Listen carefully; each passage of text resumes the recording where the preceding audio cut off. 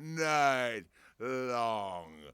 Woo, woo, woo, woo, woo, woo. Hey, girls, let me explain something to you. If you haven't wooed after you experience one of us, you'll be wooing all night long and for days after. And for days after. Long, wide, deep, and continuous woo action. He's talking about going to the IHOP, right? Woo!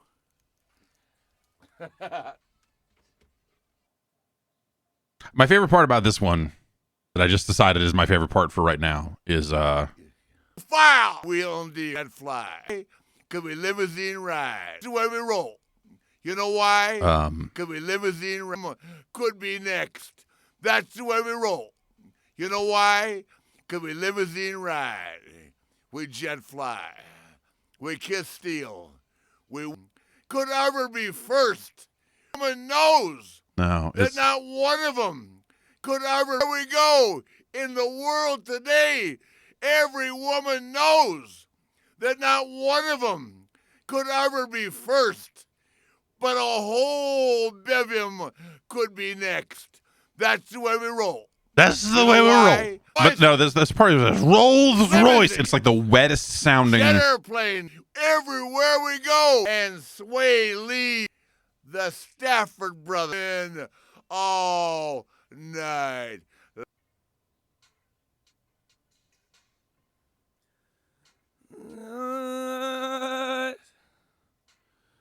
Yeah.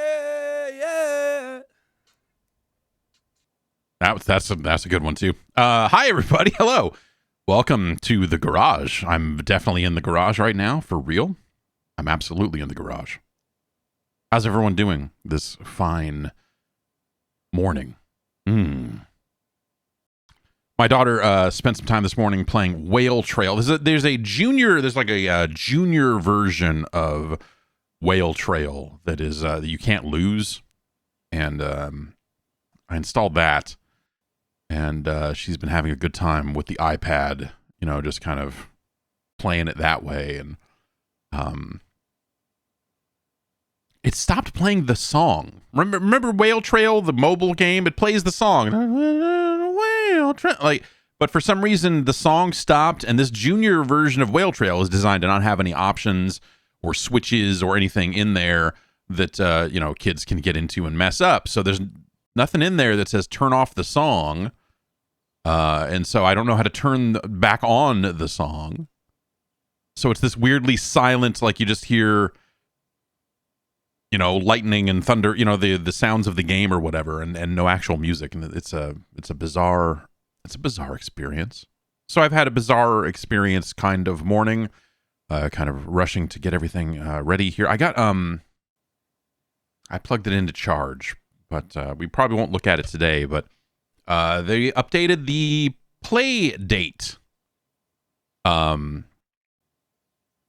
with a storefront and all of the there's some new games, and you crank to purchase, which sounds pretty awesome. And so I don't know. I have access to that. I updated the firmware on the play date, and so I'm gonna probably check that out this week. I don't know. Maybe we'll take a look at that on Friday or something, because it's all still installing and trying to get it all going and everything like that. So I thought that was maybe going to be ready for this morning, but not quite. Can you still buy a play date? Yes, they are about to raise the price $20 on the play date for similar reasons as the Facebook stuff, where they're like, hey, the factory contacted us and said, if you want us to keep making these with these parts, it's going to cost a little bit more soon. So they have to raise the price a little bit to account for that, I guess. And so yeah. And instead of a season of games, they're just going to now have a storefront that they're curating, and they're going to be putting games on it and selling it and everything like that. And that's, I don't know, that seems kind of cool, I guess. Playdate is neat. I like it a lot, but I don't spend a ton of time.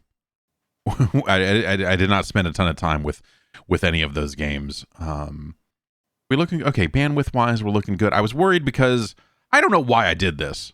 I honestly, I could not tell you why I did this morning.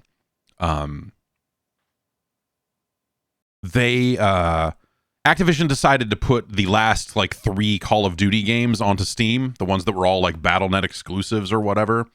So the original Modern Warfare reboot and Black Ops 3 and the other one, Vanguard. That's Vanguard. And so I got it in my head of I should download that Modern Warfare reboot. I'll hit the button on that and maybe I'll look at it tonight or something. It is 146.1 gigabytes. And so that is 90% done. It is going to take a few more minutes here to finish downloading. And those old games are on sale for a little bit right now, on a launch sale. But yeah, they're going to be full price. They are definitely going to be full price here before too long. Let me look. Actually, I can tell you if you're curious. I don't know why. $30 for the 2019 game. Is that what that was? That last Modern Warfare, the first Modern Warfare reboot, which is a heck of a game.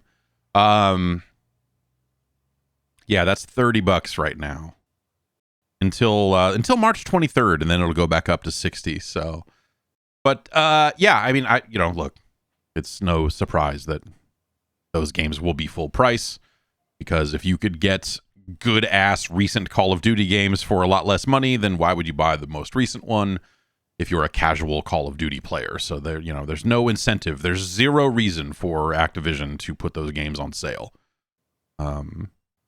Which, I get it.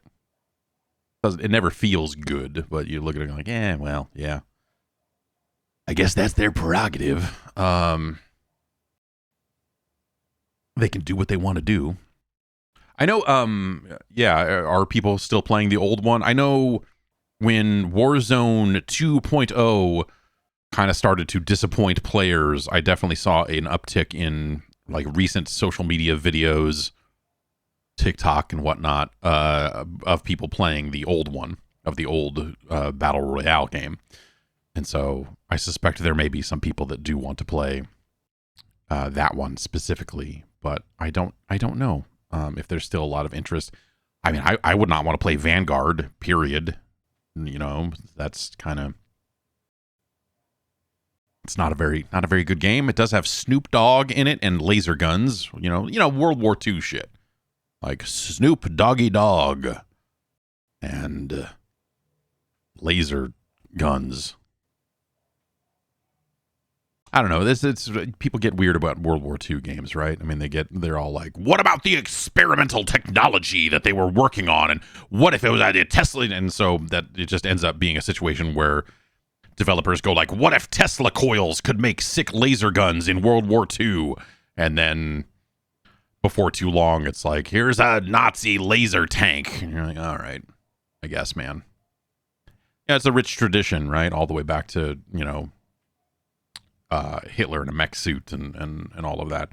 I do tend to agree with people that, we are owed that battle in a new Wolfenstein game. And I wonder what Machine Games is doing if there's a... Well, they're working on other stuff, right? It's announced what they're doing, isn't it? I forget, but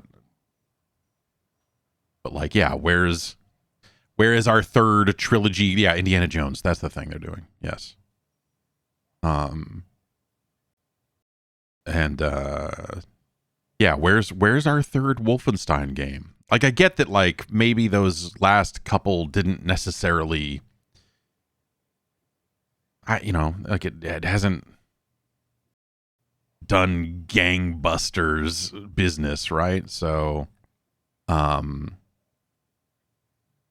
like the VR game and the one where you play as the daughters, and like they tried some stuff and it seemed like people were not necessarily into that. I don't even know if I was all that into Wolfenstein 2, to be honest. Like by the end of it, there were just difficulty spikes in that game that were very frustrating to deal with. And so as much as I love the setting of that game and the way they told their weird alternate history story, I thought that stuff was really fascinating. I don't necessarily love those games. It was refreshing when the first one came out, but even that, I think there's some cracks in that game that you look at and you're like, neat idea, but could be executed better. That said, if they put out another one, I will play it. Like I want to see that. The universe and everything that they created there is good enough that I would want to do that. Maddie Ice says the fans have spoken. We'd love to see you as a guest on the best show with Tom Sharpling. I would love to do that. I would absolutely love to do that. I am a patron. I am a Patreon backer of the best show, and so I think I'm owed that right now. No, I don't know. We could talk about pinball or something. I don't know. What's and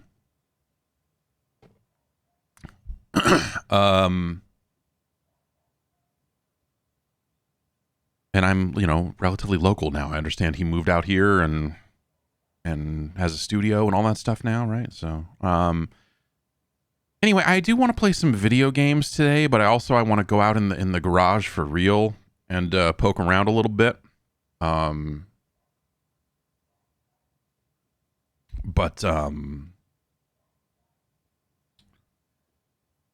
This came out, right? I feel like I did not, like it's interesting. I don't get quite as many press releases I used to, which is it's like a blessing and a curse, right? It's like, oh man, I don't have to wade through as much email anymore. Honestly, at the time, I don't have as much time to read email as I maybe did before either. It's been annoying. I'm behind on a lot of stuff when it comes to email all the time, or just keeping in touch with people in a general sense, honestly, as I've said before.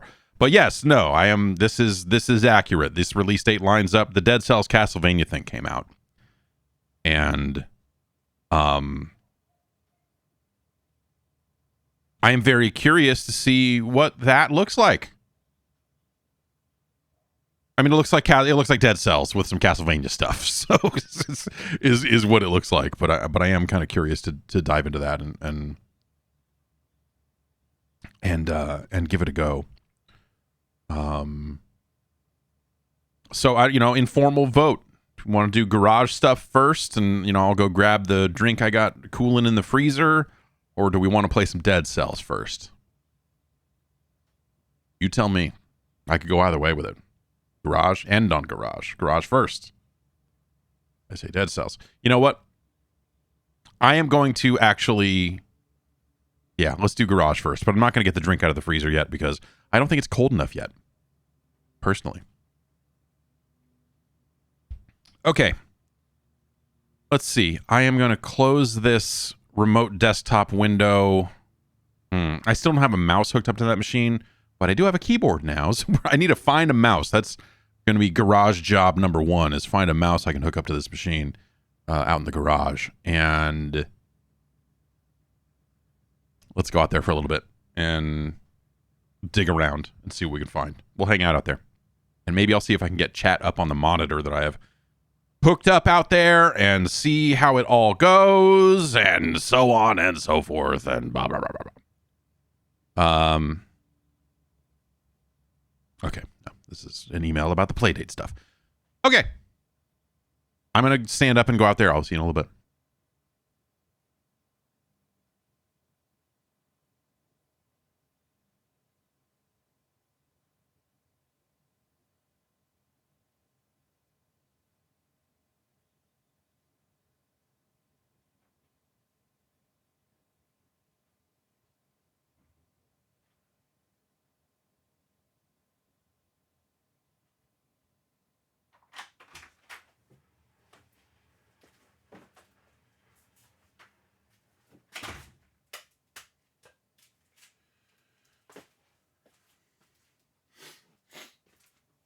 I found a mouse. I see one. Let's turn on this monitor.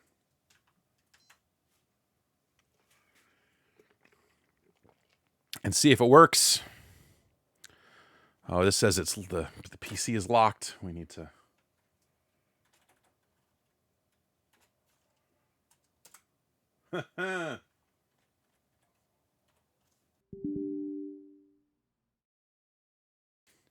Hello, everyone. I see the meters moving. There's a lot of glare on this monitor. This is a very dingy... This is an older monitor, so... All right.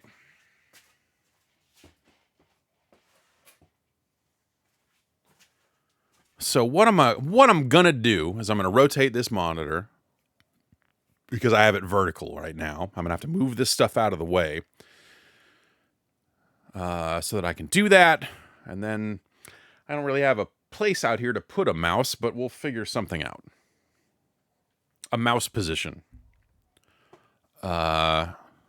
And I'll bring up chat on my phone so that we can talk. In the meantime.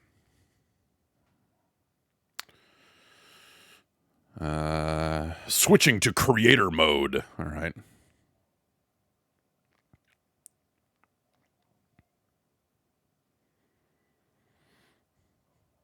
Okay.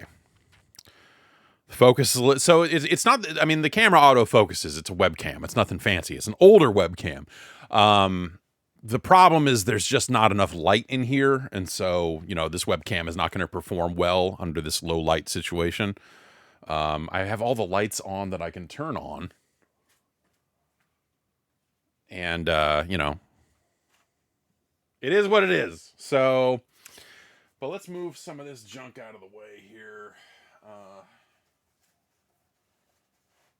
Bunch of hats I'm never going to wear.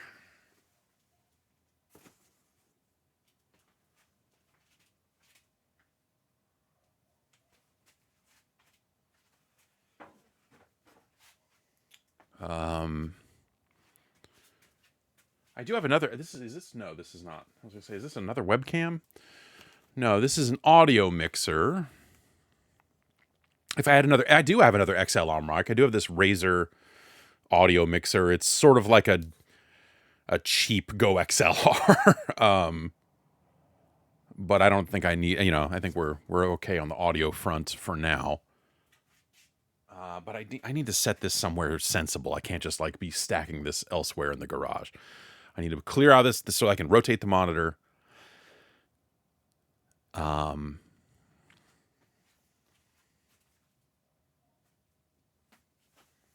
Maybe there's room in these drawers here. All right, that drawer is full of case fans for a PC and a bunch of cables. This is handy to have a drawer dedicated to things that go inside of a PC case, because you never know we're gonna go and buy a hard drive and then be like, oh, I don't have any of SATA cables or power cables or whatever. So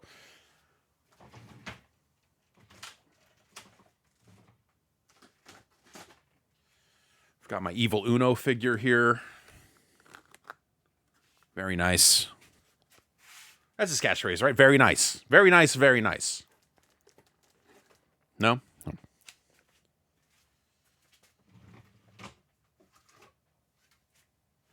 I've got multiple cable modems that I went through trying to diagnose my internet problem here. This is my old one that I ended up replacing. Oh, hey, this is where my Oculus Quest 1 is as well.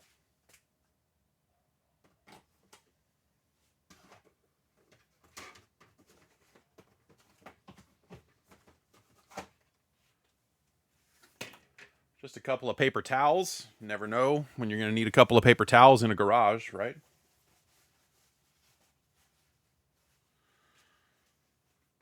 I need a Well, I do.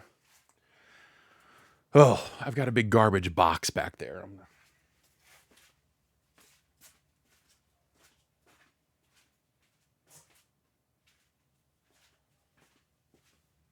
Okay.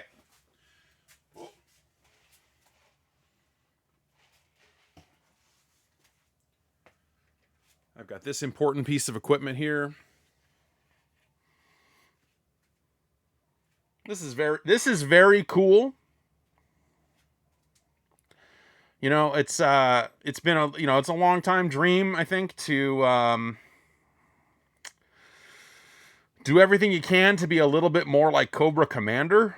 And now that I'm one step closer to achieving that goal, this must fog up real bad on him a lot, because this thing, I'm just talking into it here for a second and I can't even see anymore.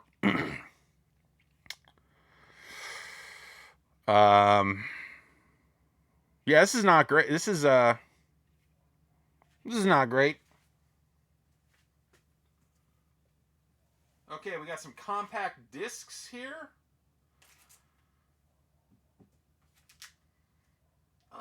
This is garbage.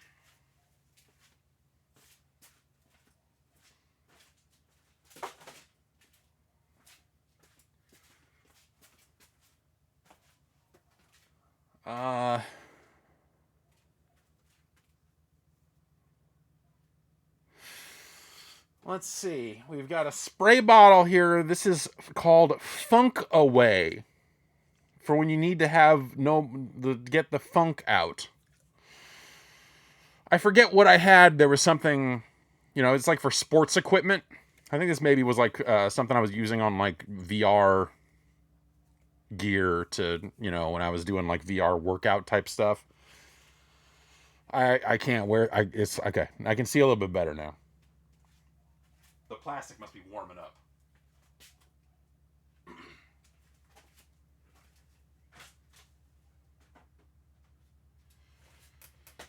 Okay, what else do we got? Bunch of compact discs. What do we got here? This is the Square Enix Music Compilation 2009. This is the solo album from the lead singer of Aqua. When they broke up, she put out a solo record. There's like one good song on here. And then we've got, what do we got?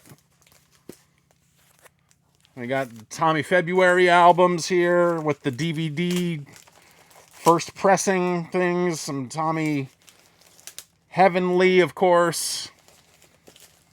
Very nice. Gonna put these over here.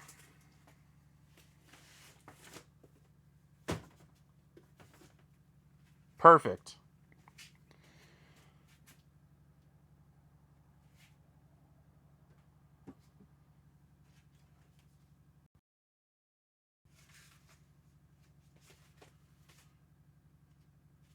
I've got a bolt of some kind. I think this goes into one of these chairs. These fancy video gaming chairs.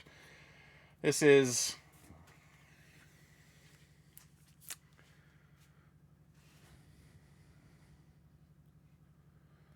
Someone gave me this. I think this is a DVD. This might have been at PAX or something. This guy came up to me and handed me this. It says Johnny Cisco, Pro Wrestling Manager. Like it's his demo reel for pro wrestling managing. And if you're out there, I kept it. I still have it.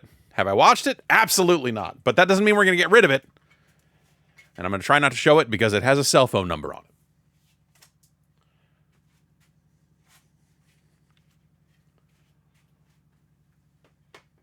Okay. Oh, good. This is an install disk for Logitech Webcam Software 2.0 for Windows XP, Windows Vista. Works with Windows 7. That's good. You never know. We're going to need Windows 7 stuff. This is the I bought one of the Super Nintendo controllers that Nintendo put out for the Switch, and then realized I don't need this. What the fuck am I gonna do? What I? So it never made its way out of the box.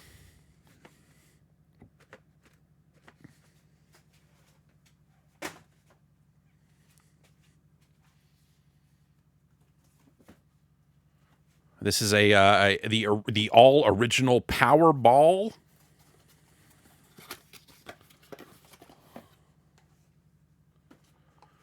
And this is like you pull this ripcord and then rotate it in your. And I'm fucking it up. It's not spinning anymore. But that's what you spin it with your wrist and it's a whole thing. Let's wind it back up so that we don't lose the cord, the rip cord. And we'll put that back in its box.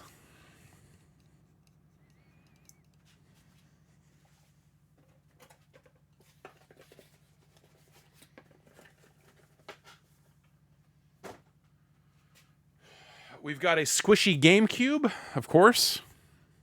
Everyone needs one of these around. It's a very nice piece. They even kind of modeled the bottom a little bit. I don't know if you can see the lines and creases where the broadband adapter would go and some of that other stuff there, but as far as weird promotional items, the idea of a foam GameCube, pretty weird, but pretty great. And my backup Go XLR in case the one that I use in the office catches on fire. This one was not working well for a while, and so I replaced it, and then it seemed to start working again. So there you go. Where can I put this? God, it's going to be a real interesting task getting some space in here. Huh. Yeah. Okay, that should be enough to at least rotate this monitor. That means the webcam needs to move because it's going to get a lot lower.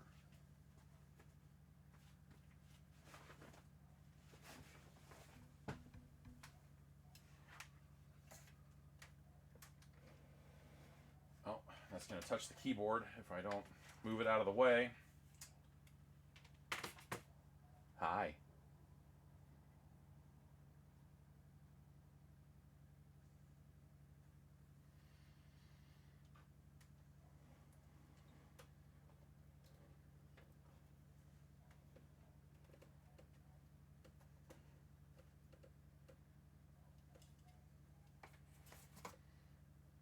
Okay. I moved this monitor over to one of these, like, fancy, it's a VESA mount, and you can rotate your monitors any which way, but this monitor is too heavy for the bracket, and so it just folds in, and it just really sucks. All right, oh, hang on.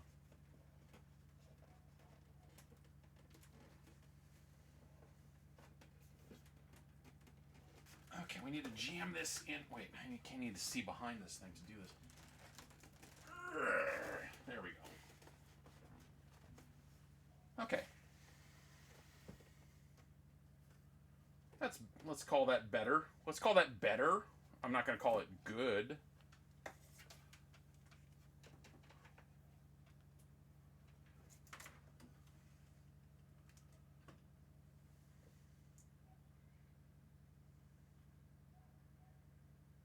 Hi. You guys want to talk about video games?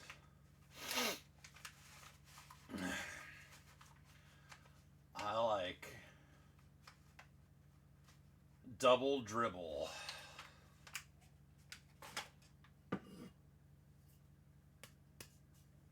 This is a very heavy pipe. Apropos of nothing, it's a very heavy pipe. Alright, now we can move some of this other stuff here, like all these blank CDs can be kind of tucked in behind the monitor. This tiny basketball from Dave & Buster's that ended up in my backyard somehow that I just kept.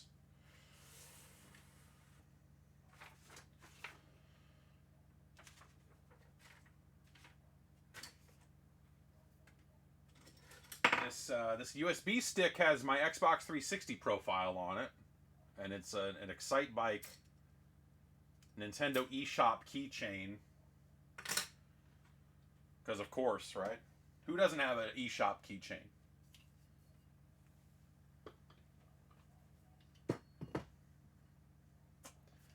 I don't know where this fucking it's an extender for the monitor thing to raise it up higher, have 2 monitors on it or whatever, but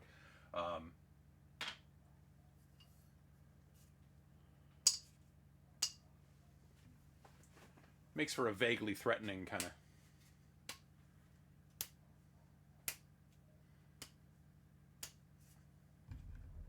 of. It's got a real heft to it.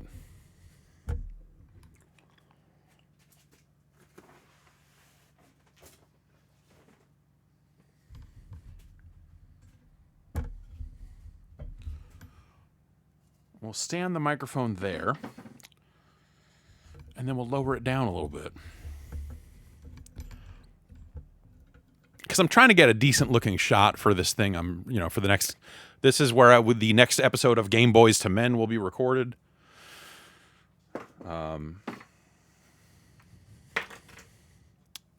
So, I think most importantly, it just has to sound okay, which it seems like it does. I don't know. The levels seem to be bouncing pretty well.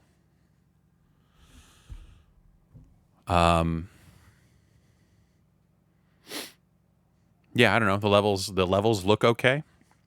Does it sound okay? Does it sound okay?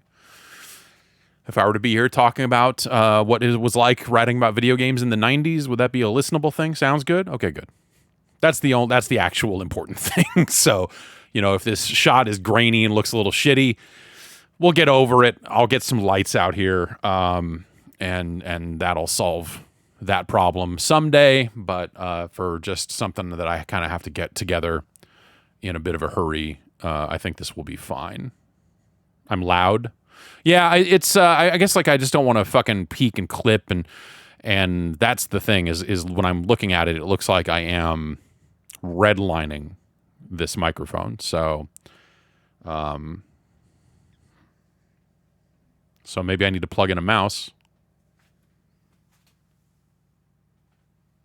Well, I'm out of USB ports on the front of this PC, so that's going to be an interesting endeavor. But let's figure that out.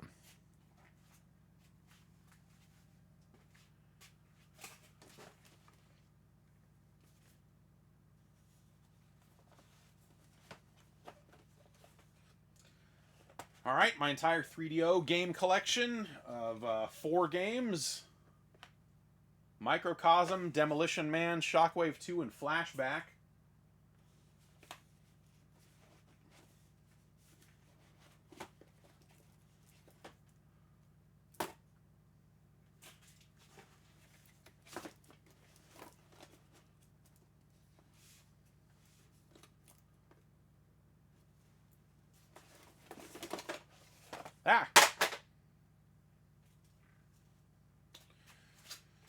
All right, let's set this here for a sec while we figure this out.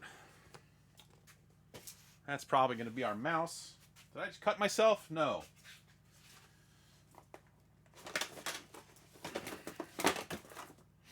Or there's this one. Okay, it's mouse decision time.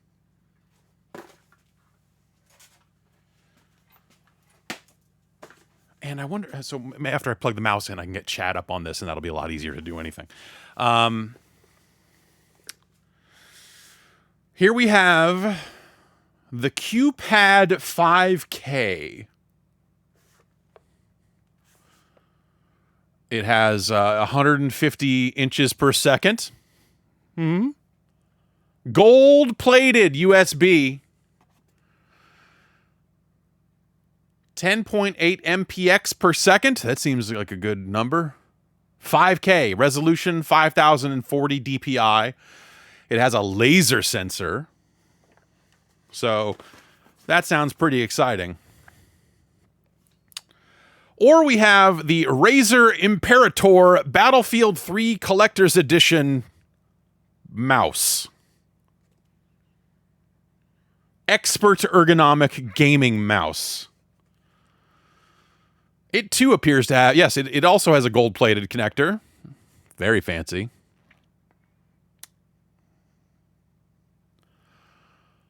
Seven-foot lightweight braided cable. Ergonomic right-handed design. Ultra-large non-slip buttons.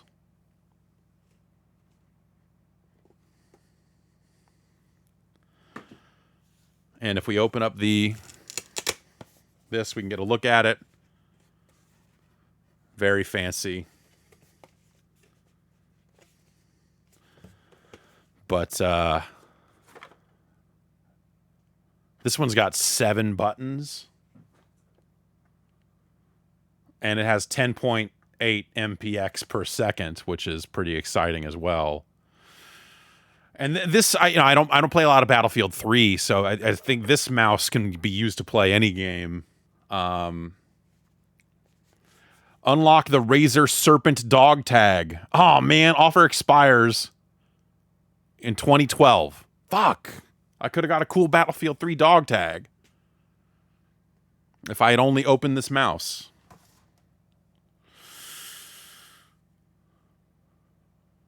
Well, at that point, might as well just leave this one. If I can't get the dog tag, then why even?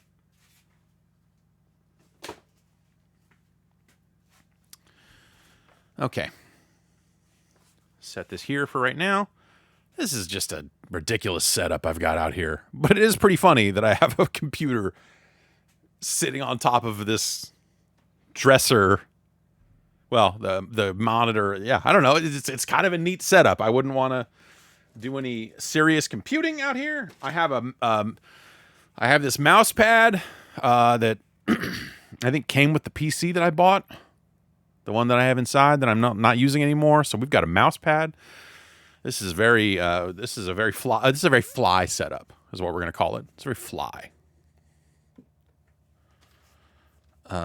This mouse pad is too big for the Surface.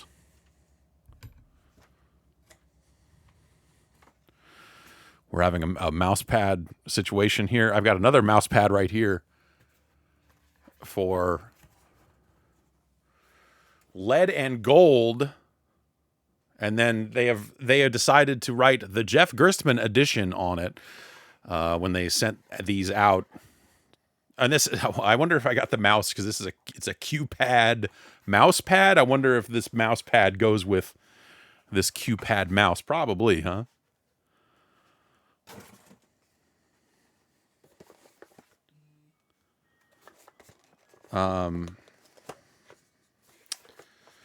Yeah, let's use this mouse. Let's get this open.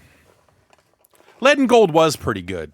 I remember enjoying it. I remember they came out to show it off, and that's when they brought I think it's when they brought the mouse pads.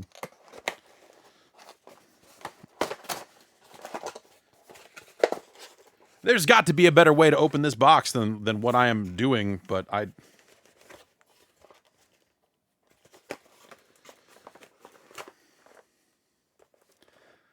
okay, it opens from the back. I see.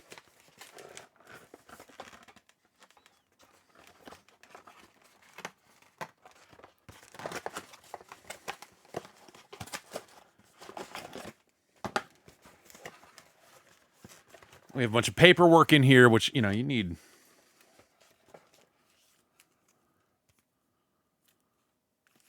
This is some kind of adhesive. I don't know what this is. I don't know what that's for.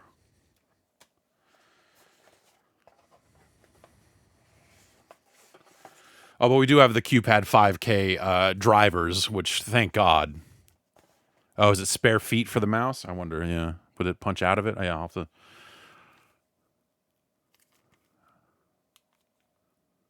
Huh. It doesn't. I mean, there are weird segments cut into this, but not circles for mouse feet. Anyway.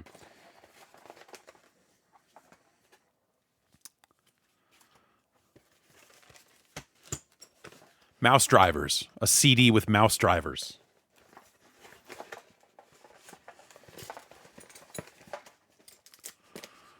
That's the world we used to live in.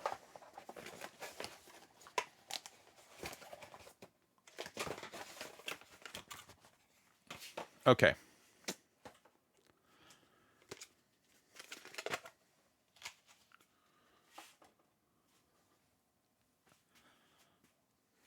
Weird, I got dust or something in my eye. I wonder.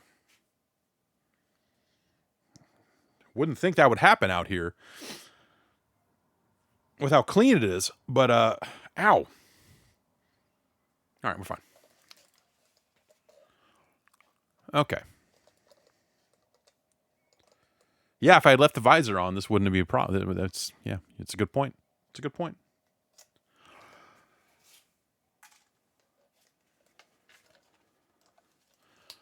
This mouse has been sitting somewhere for so long that it feels kind of tacky to the touch.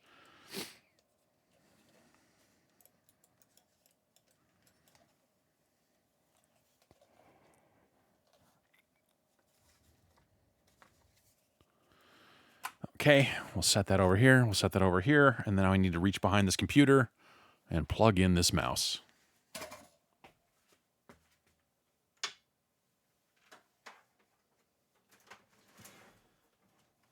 Ideally without unplugging everything else.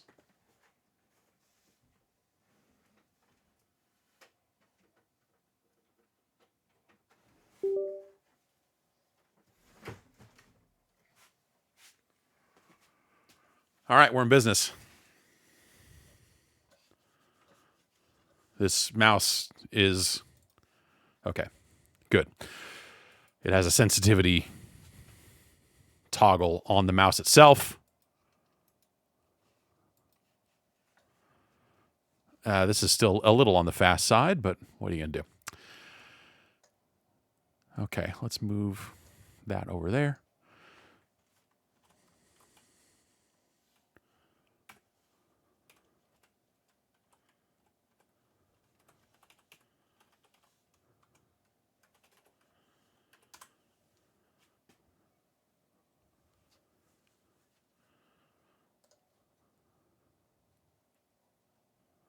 Okay. So that should be, now I should be able to read chat on this PC right here. Right? Right? Yes. Okay, good. Okay, well, I'm not logged into Twitch here or anything like that, so it's kind of a messy situation. But yes, now I can put my phone away, which is nice, and not have to have my phone out and open the entire time that we're doing this.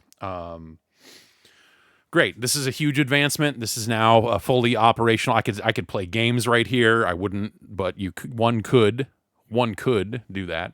Let's throw this away before I forget.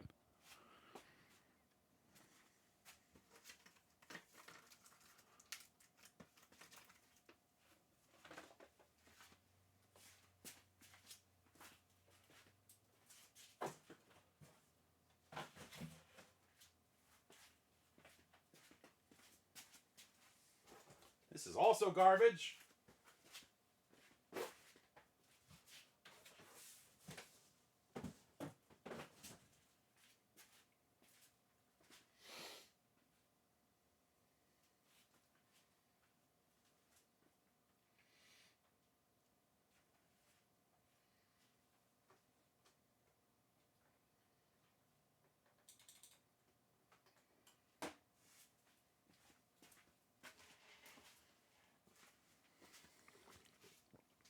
Okay.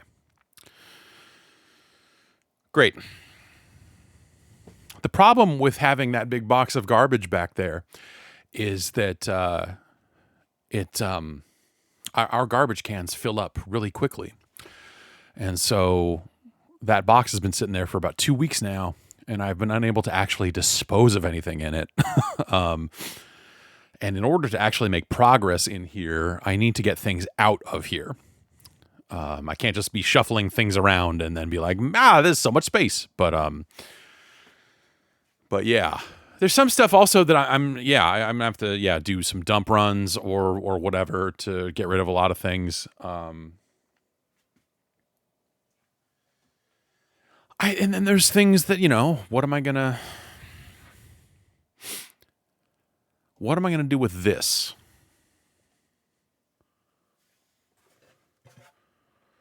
It's the stand to my television. What if I'm in a situation where, because we mounted it to the wall, which is very handy. But what if we're in a situation where we move that TV and no longer want to mount it to the wall? Do I have to hang on to this, right?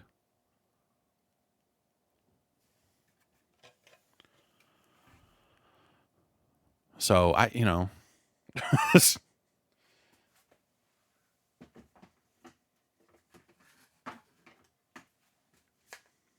this is for the shop vac I bought when everything started leaking, and I was like, well, what if I used a vacuum to suck up all the water? That didn't go so well.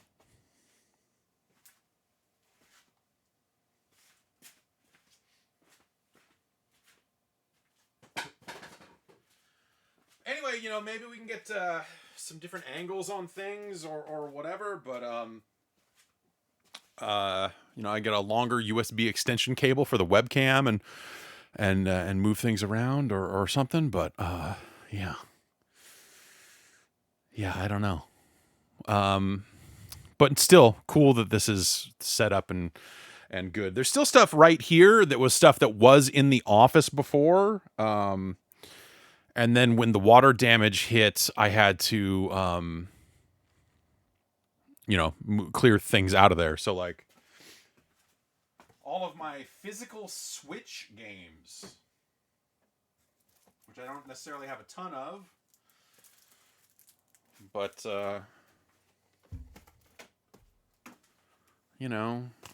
your Remilore, Lost Girl in the Lands of Lore, Bit Trip Runner 3, Super Bomberman R, Code of Princess EX. I've got all the good Switch games.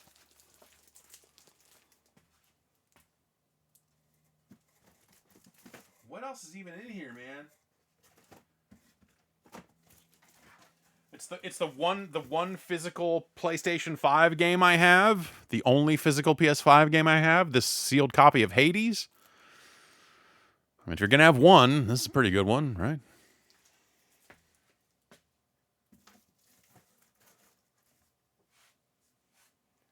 And yeah, cool. Well, this is set up. I guess maybe we can go back inside and play some video games, but I'm trying to think if there's anything else I can actually get done out here. But like, that's the thing, is like, without, if I'm going to rent a dumpster or if I'm going to start making dump runs or whatever, like I need an area to offload things into, in terms of like, okay, this is where things go. And then I throw a lot of stuff away.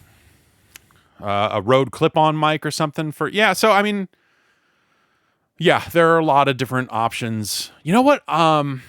It's a really shitty microphone, but for phones, but it might actually work well in this specific case. Is I have a Razer Bluetooth microphone that's a clip-on, like lapel mic. It's a weird. It looks like you would vape out of it. And it's Bluetooth, and this PC happens to have Bluetooth. And I wonder if I could wire it up that way, and if that would be any good. But it's a pretty crummy microphone, so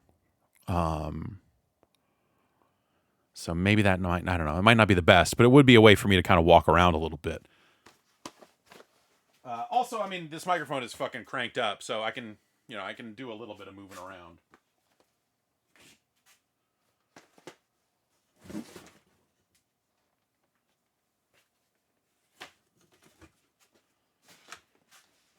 Looks like we've got a Sega CD copy of Lodestar. The Legend of Tully Bodine. This is the Sega CD game that the fucking dickbag that owns Twitter worked on.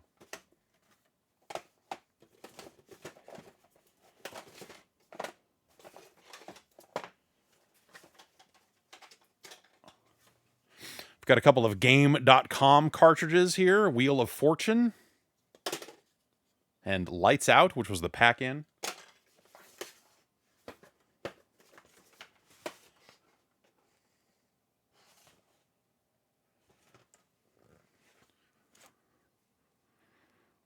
I've got a big folder here marked DDP Yoga.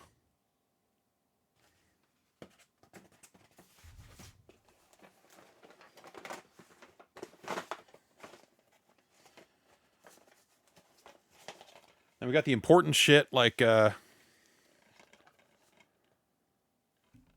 Maniac Mansion, Day of the Tentacle,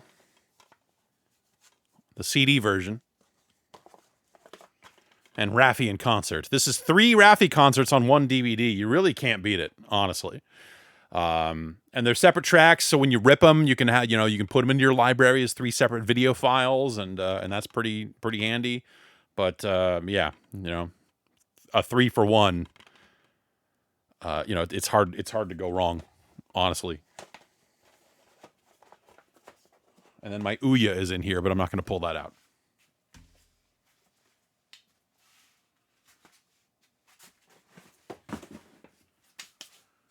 Okay, well, it's like I said, it's kind of hard to make headway at this point, because I need to get shit out of here and I need to be moving around a lot more.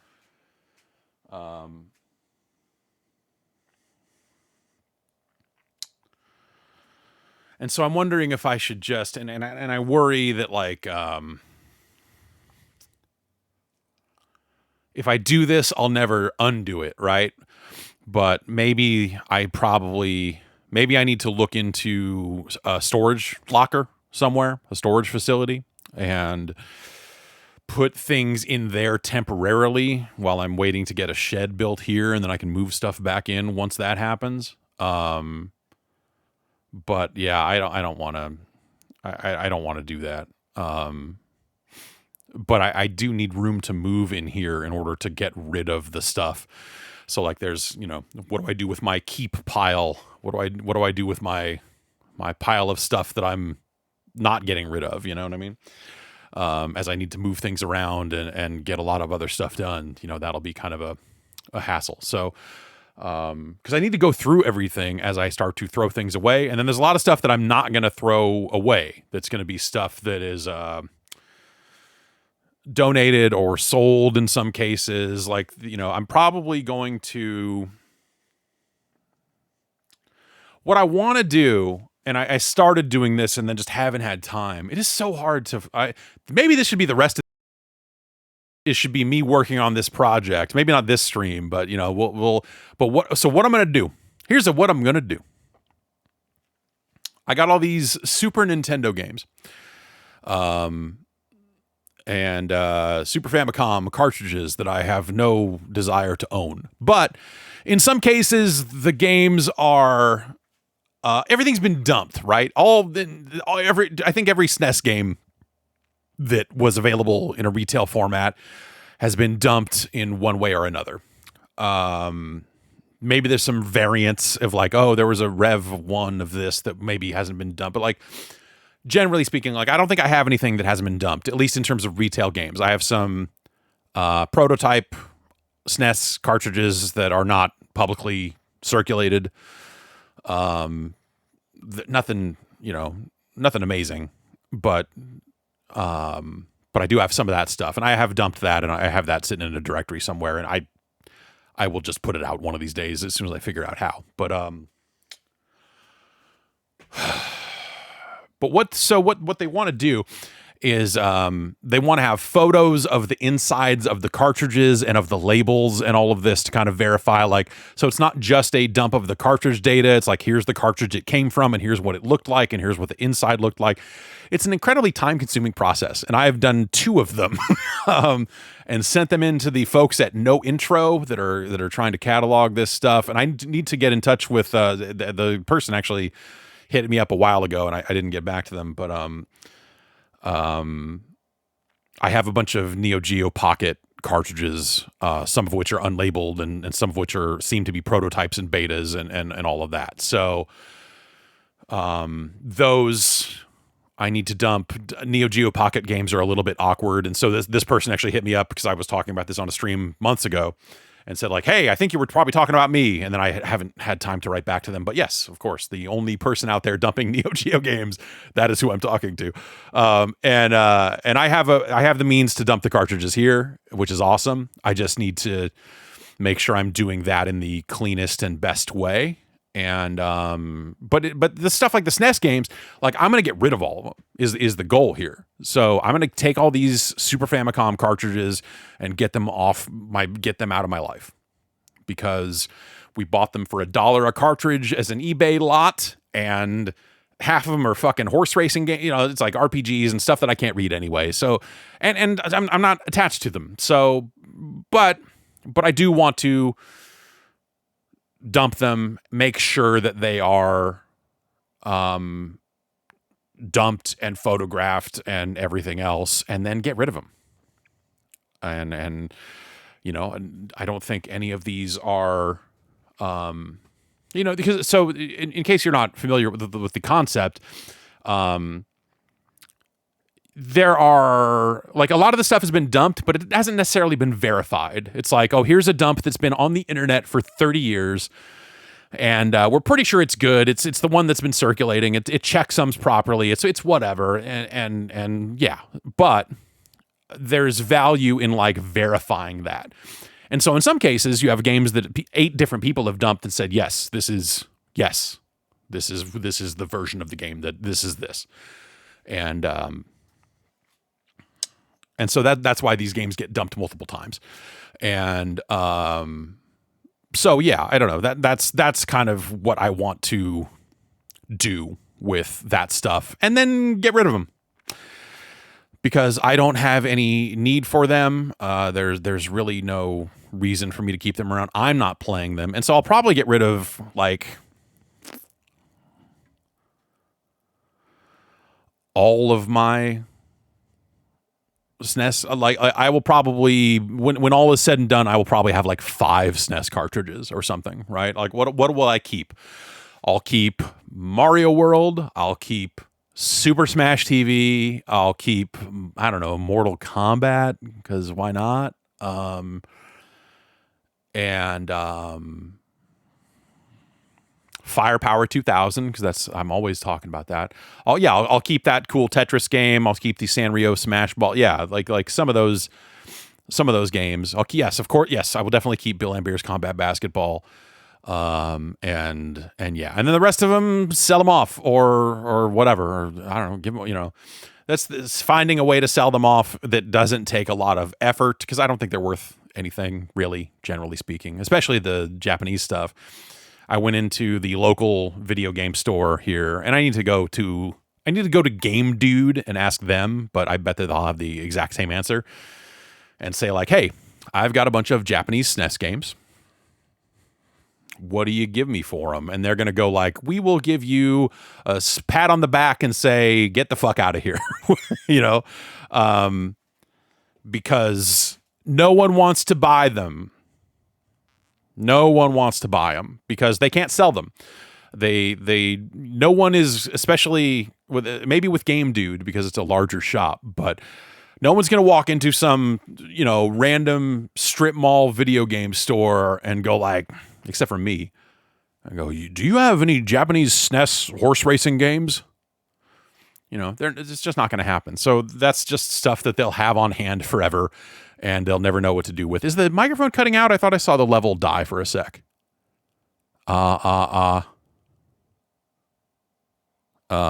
It's good. Okay. So yeah, I don't know. Yeah, bring him to Book Off, or bring him. Yeah, you know, I could get some money somewhere for that stuff. Sure. But it's gonna, you know, what are they're gonna be like? Here's 20 cents a game. You know, I have like 100 or 50 or 100 somewhere. I forget how many, but just the Japanese games in particular. You know, I'm gonna give them a big box of games, and they're gonna go like, here's $20. Like, is it worth the fucking drive at that point? You know.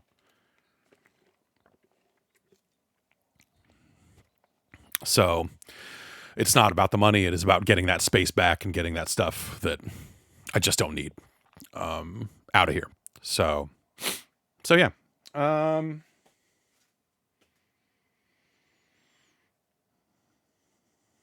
Yeah, I don't know. It's fucked up. It's, I've got, let's see. Let's count how many I can see. I've got 1, 2, 3, 4, 5, 6, 7, 8, 9, 10, 11, 12, 13, 14, 15, 16, 17, 18, 19, 20, 21. I wish I could get one and show you what I'm actually talking about, but it's a box about, it's about the height of a DVD, and it holds, well, let me tell you what this says. It holds 54 DVDs. And so some of these have 3DS games in them, and so, it's a little different, but like, that's just, the vast majority of that is actually Xbox 360 and PlayStation 2. And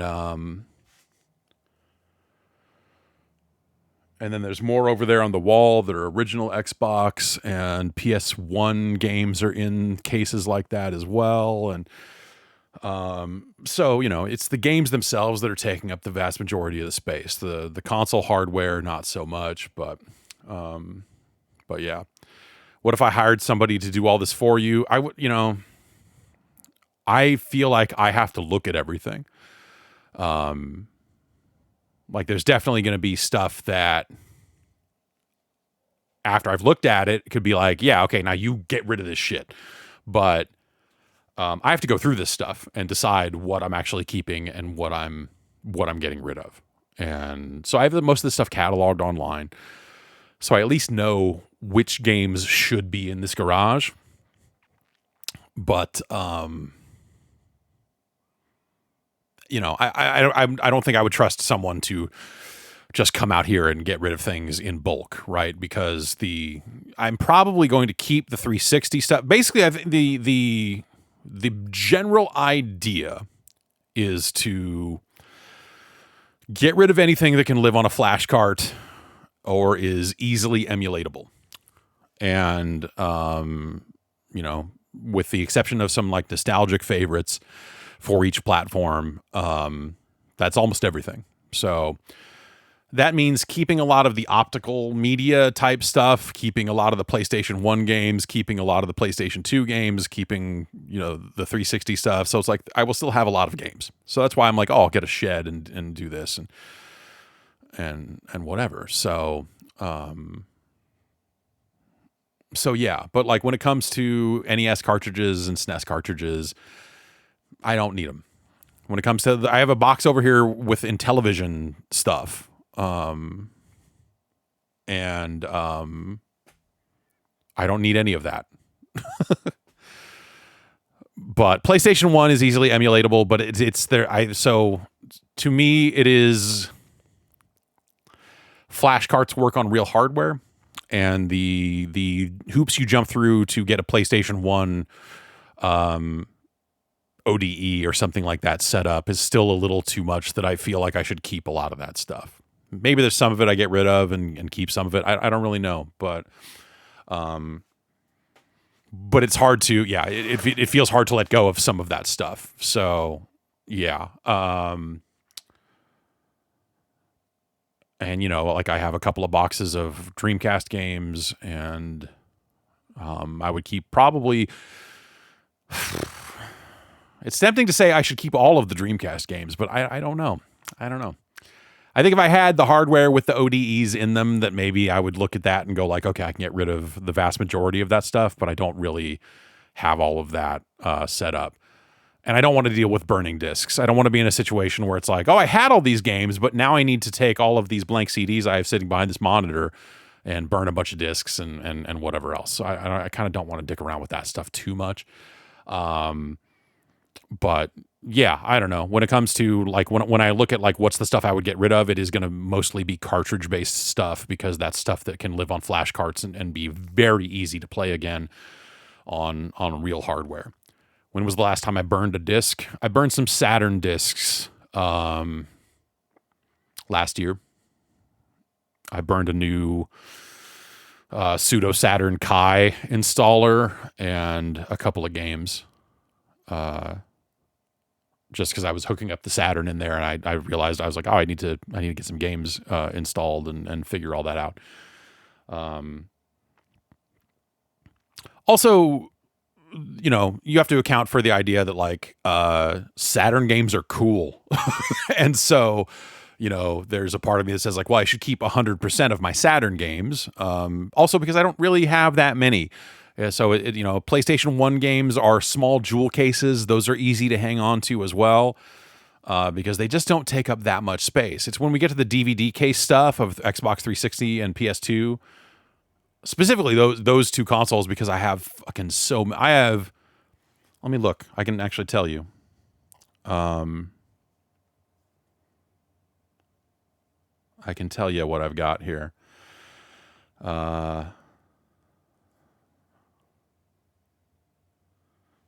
I have 609 Xbox 360 games. I have 472 PlayStation 2 games.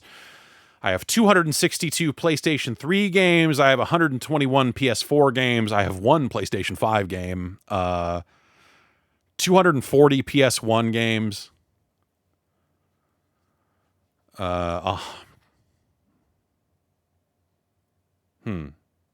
109 DS games, 90 N64 cartridges, 44 NES games, 67 Super Famicom cartridges, 75 SNES games, 20 Vectrex cartridges. Got to keep the Vectrex stuff.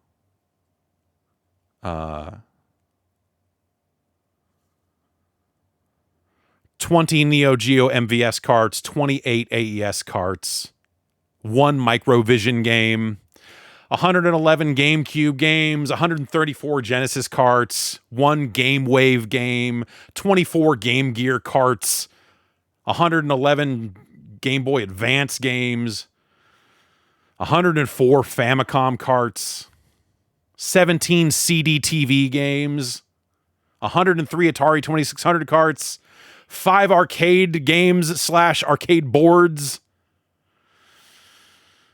2 Leapster games, 25 N-Gage games, 64 3DS games, and yeah.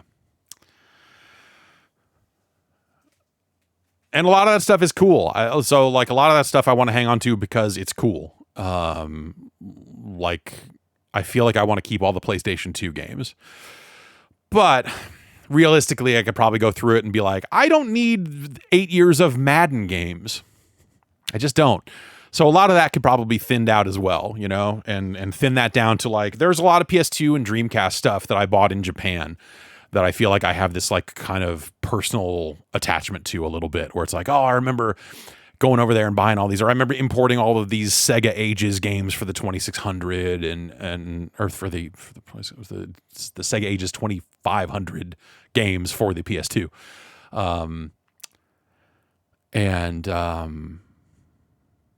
Yeah, so like there's stuff there that I feel like I have some sentimentality over, and that's probably stuff I would hang on to.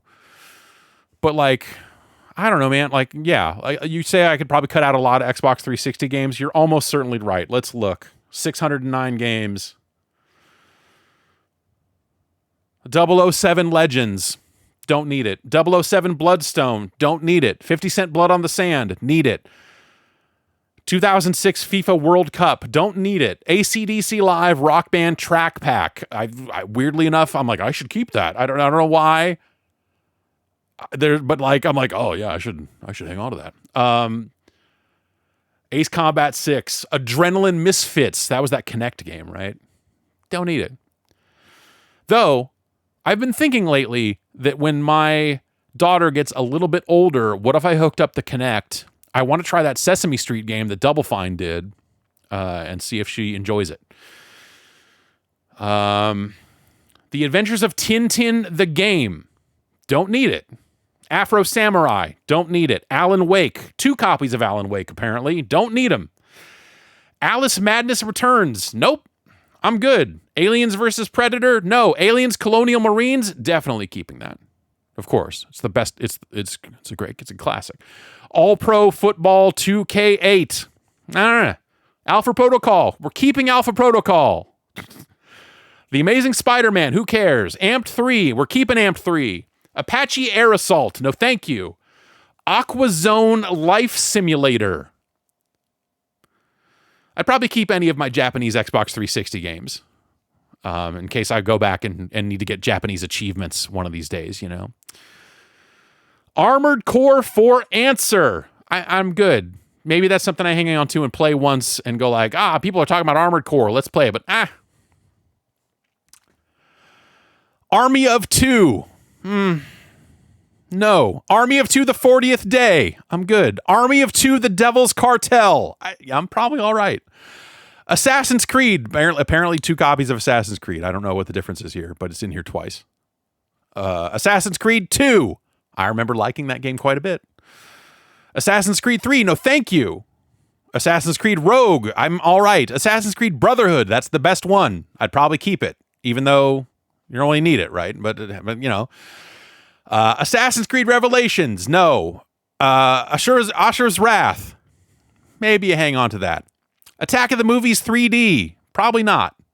Is that a Kinect game? I forget. Avatar. We'll get rid of Avatar. Banjo-Kazooie Nuts and Bolts. We will hang on to it because it's a classic, even though it's on, I have a digital copy of that somewhere too. Batman Arkham Asylum. I probably would keep my copy of Batman Arkham Asylum. I would probably keep it.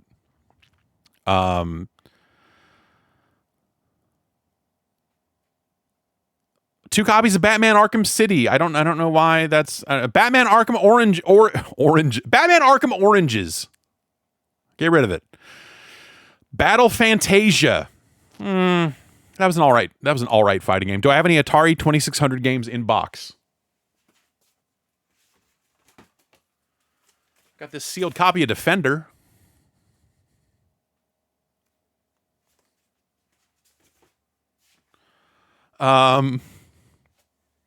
Battlefield 2 Modern Combat. I remember that game being kind of cool.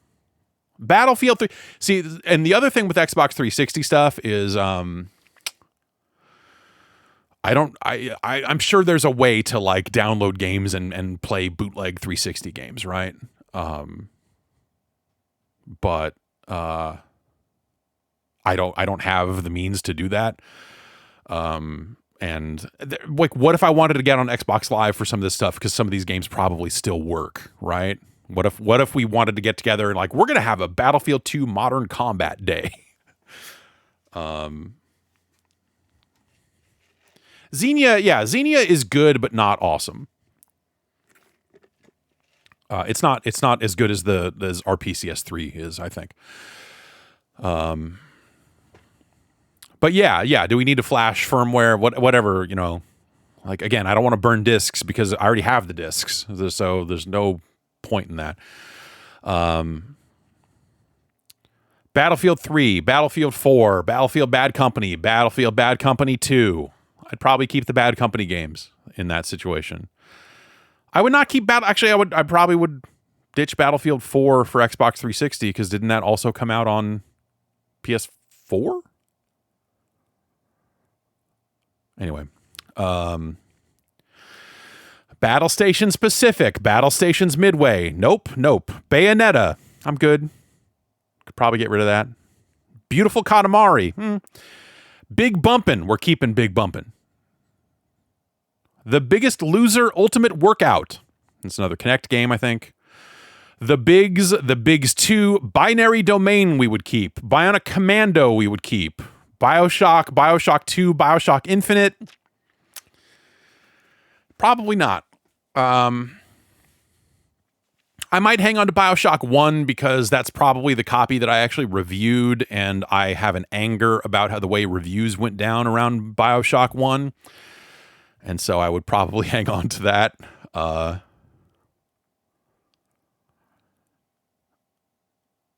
The Black Eyed Peas Experience. We're keeping that. Black Site Area 51. Is that the one that has Marilyn Manson in it? I don't remember which Area 51 games it was. Blackwater, of course, we're keeping Blackwater. What a cultural touchstone that piece of shit is. Blaze Blue, Calamity Trigger. Blitz the League and Blitz the League 2. I'd probably keep those. Blue Dragon, I'm good. Blur, I'd probably keep Blur because it's end of an era in some ways. Body and Brain Connection, I think that's another Kinect game. Body Count, we were talking about Body Count just recently, and so imagine a situation where I was like, we should play Body Count, and I couldn't. That would be a real tragedy. Borderlands 2, Borderlands 2 Game of the Year edition. Maybe you keep Borderlands 1 there. I don't know. Robert Ludlum's The Bourne Conspiracy. I'm probably okay on that. Brink. Maybe you keep Brink as a goof. Brothers in Arms, Hell's Highway. No. Brutal Legend. I don't think I would keep Brutal Legend. Bullet Witch. I'm not a big Bullet Witch fan. Some people like it. Bullet Storm. Bully Scholarship Edition, I'd probably keep. Burnout Paradise, I would keep. Burnout Revenge, I would keep. Call of Duty 2, I would probably get rid of. Call of Duty 4, I would keep.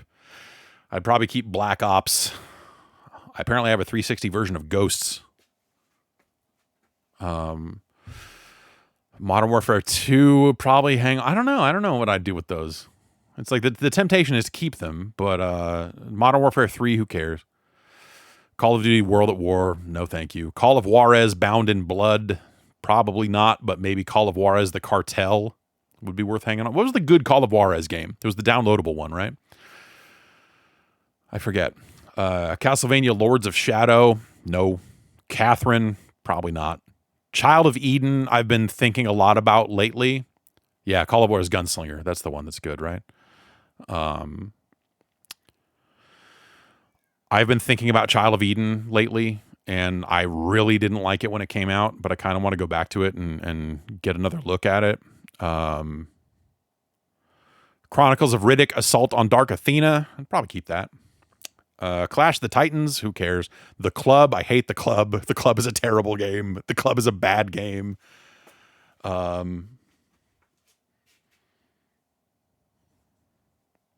College Hoops 2K6 and 2K7, I'm good. No thanks.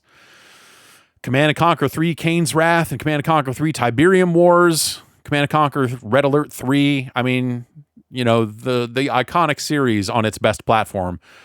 Clearly playing those games with an Xbox 360 controller is the best way to go. Condemned 2 Bloodshot and Condemned Criminal Origins. I would probably hang on to both of those. Someone should make a new Condemned game, I think. The Conveni 200X, 20OX. I don't know. I'd probably keep that convenience store simulator. Crash Time. That's that like German cop show that they localized, right? Create? Is that EA Create? Is that what that is? I forget.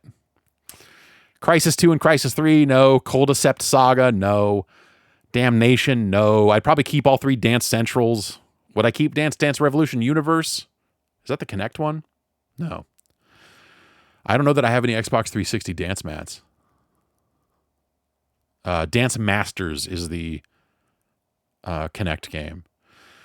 Dante's Inferno, no. Dark Sector, weirdly enough, I would keep Dark Sector. Dark Souls 1 and 2, no. Dark Star 1, Broken Alliance, probably not. Dark Void, of course we're keeping Dark Void. Darkest of Days, I might keep. That's that abysmal fucking... That's that abysmal first-person shooter that like Midway put out. No, Darkest of Days that's not the Midway game. Darkest of Days is the weird time travel thing, right? Oof. The Darkness, no. Darksiders 1 and 2, probably not. I guess the other factor here is if these games are worth a lot of money, I might be more inclined to hang on to them in case they go up in value or whatever, right? So like Darkest of Days here, it says complete in box is $27.81. That's not bad. Dead Island, no. Dead Island Riptide, get the fuck out of here. Dead or Alive 4 or 5, Dead or Alive Extreme 2. I might keep the Dead or Alive games. Dead Rising, might keep Dead Rising. You know, you got to go back and get those achievements someday, right? You got to do Frank the Pimp one of these days. Dead Rising 2, though, Dead Rising 2 off the record, no thank you. Dead Space 1, 2, and 3. I might hang on to those just out of curiosity or whatever. Do I have Ninja 5.0? I believe so. I'm pretty sure I have a copy of it. I could look, but we're in the middle of this. Death Smiles Limited Edition, no. Deadpool, no. Dead Rights Retribution, oh man. There's some fucking rough shit in here. But like, that's the interesting stuff. Is like, that's the stuff I would want to go back to, is like some of this weirder, not weirder, but just like, it would be fascinating to go back and be like, what did they do with a Deadpool game in 2013? It probably sucks. I remember it sucking. Def Jam Icon, definitely keeping. That's the best Def Jam fighting game they've ever made. Def Jam Rap Star, probably keep that. Defiance. I have a weird attachment to Defiance. I don't know why. It's a terrible game.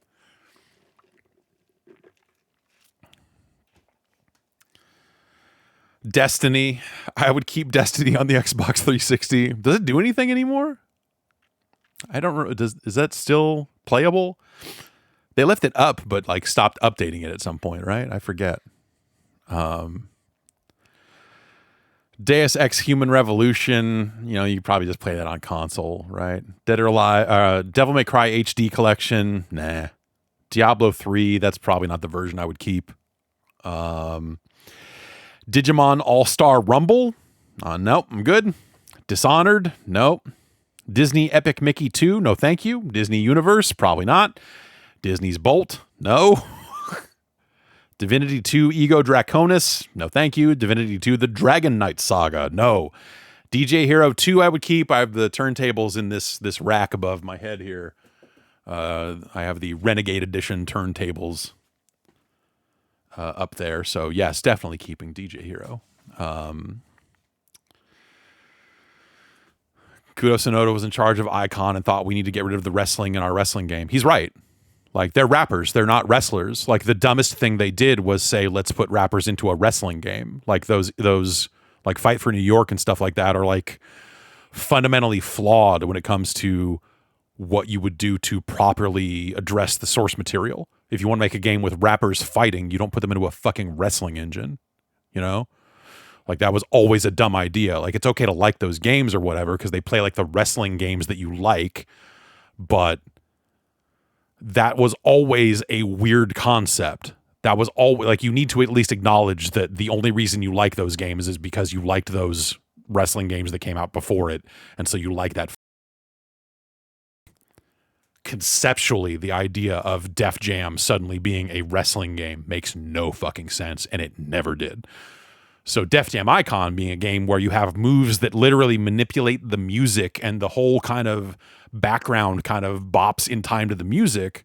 You might not like the way that game plays, but like fundamentally it is a cooler idea when it comes to, we want to take hip hop and put it into some kind of fighting thing. They at least thought it through and found ways to make it work.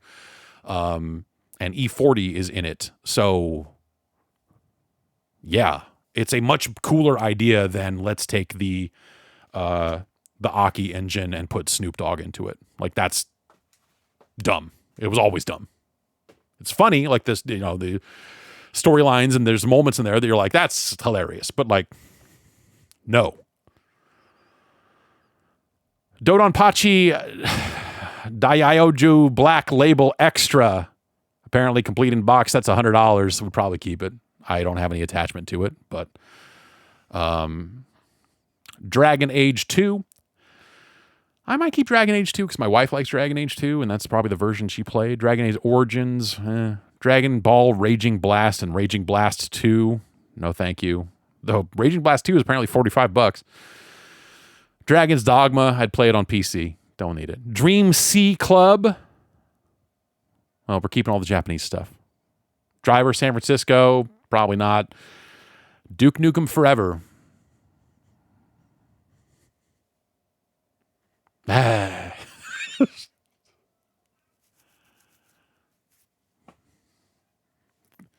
Like that's the decision you have to make, right? Is like Duke Nukem Forever is an amazing moment in time.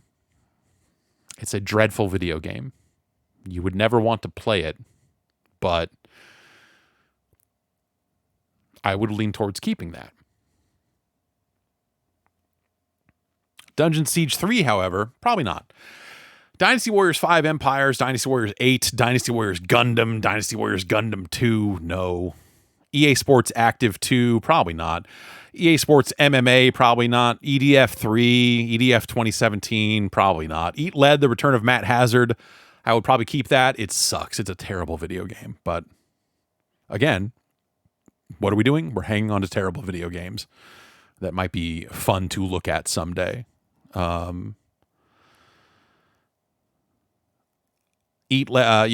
Shaddai, Ascension of the Metatron. Okay. Elder Scrolls 4 Oblivion. That's kind of a landmark moment. Oblivion. Skyrim. I don't know, maybe.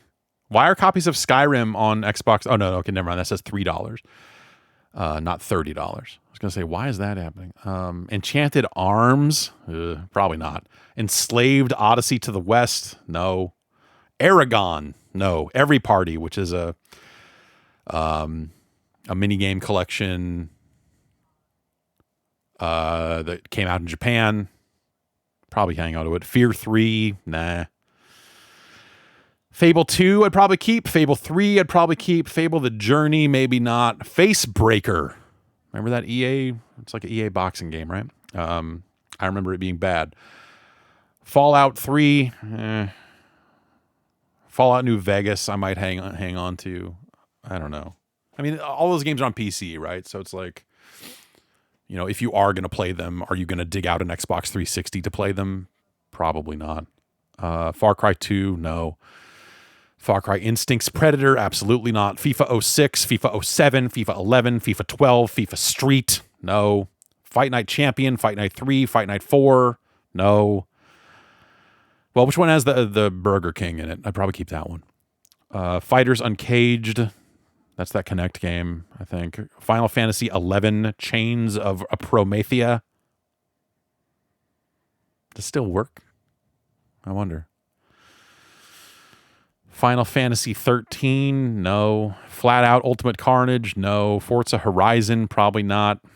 Forza Motorsport 2, 3, 4. I don't know. They probably can't sell those anymore, right? So maybe those are interesting. Fracture. Remember Fracture? No, of course you don't. No one remembers Fracture. That's that game where there were a bunch of earthquakes and it was a shooter, right? Front Mission Evolved. Fuel? No. Full Auto? I would keep Full Auto. I hate Full Auto, but I got every achievement in Full Auto, and I need to remember just how dumb of an idea that was. Fuse. Fuse is the Insomniac game, isn't it? Right? Is that what that is? Fusion Frenzy 2, we're keeping that. G.I. Joe, The Rise of Cobra, maybe not. Galgun, maybe we hang on to Galgun. Game Center Love plus Pengo, I actually bought that. That's maybe the most recent Xbox 360 game I purchased. I remember buying a copy of that from NCS. Apparently, complete in box, it is worth $159, which is weird because I haven't opened it. So that's cool. Gears of War 1, 2, 3, and Judgment. I'm going to say no one needs... probably don't need to keep those.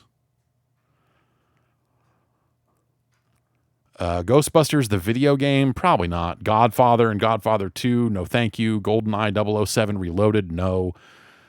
Grand Theft Auto 4, I might keep that version. GTA 5, I probably would not keep that version. Green Day Rock Band, weirdly enough, I would probably hang on to. Grid and Grid 2, no. Guitar Hero 2, Guitar Hero 5, Guitar Hero 3, Guitar Hero Smash Hits, Guitar Hero Aerosmith, Guitar Hero Metallica, Guitar Hero Van Halen, Guitar Hero Warriors of Rock, Guitar Hero World Tour. I feel like I would be tempted to keep all those because I have all that shit still. That's the other stuff that's in here that I need to sort through is all the instruments. And figuring out which ones still work and which ones I'm keeping and, putting drums together. I still have the Rock Revolution, the shitty Konami drum game. I still have the Rock Revolution drum kit here. And it's terrible.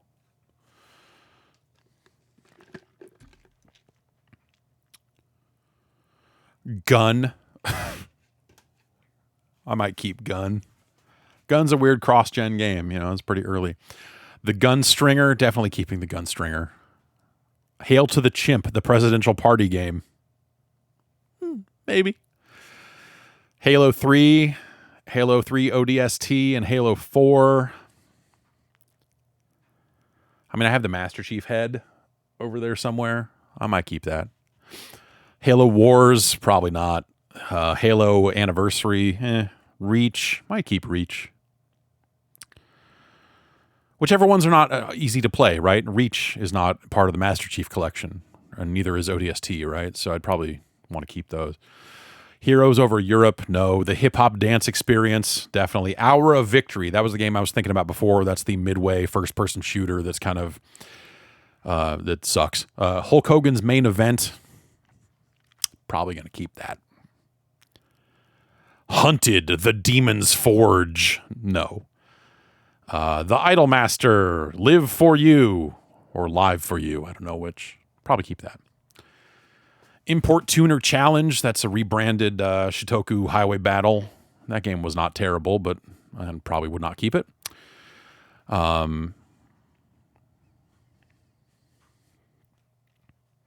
Infinite Undiscovery, an amazing title. An amazing title. Infinite Undiscovery. There's so much there's an infinite amount of things that we absolutely do not know about out there.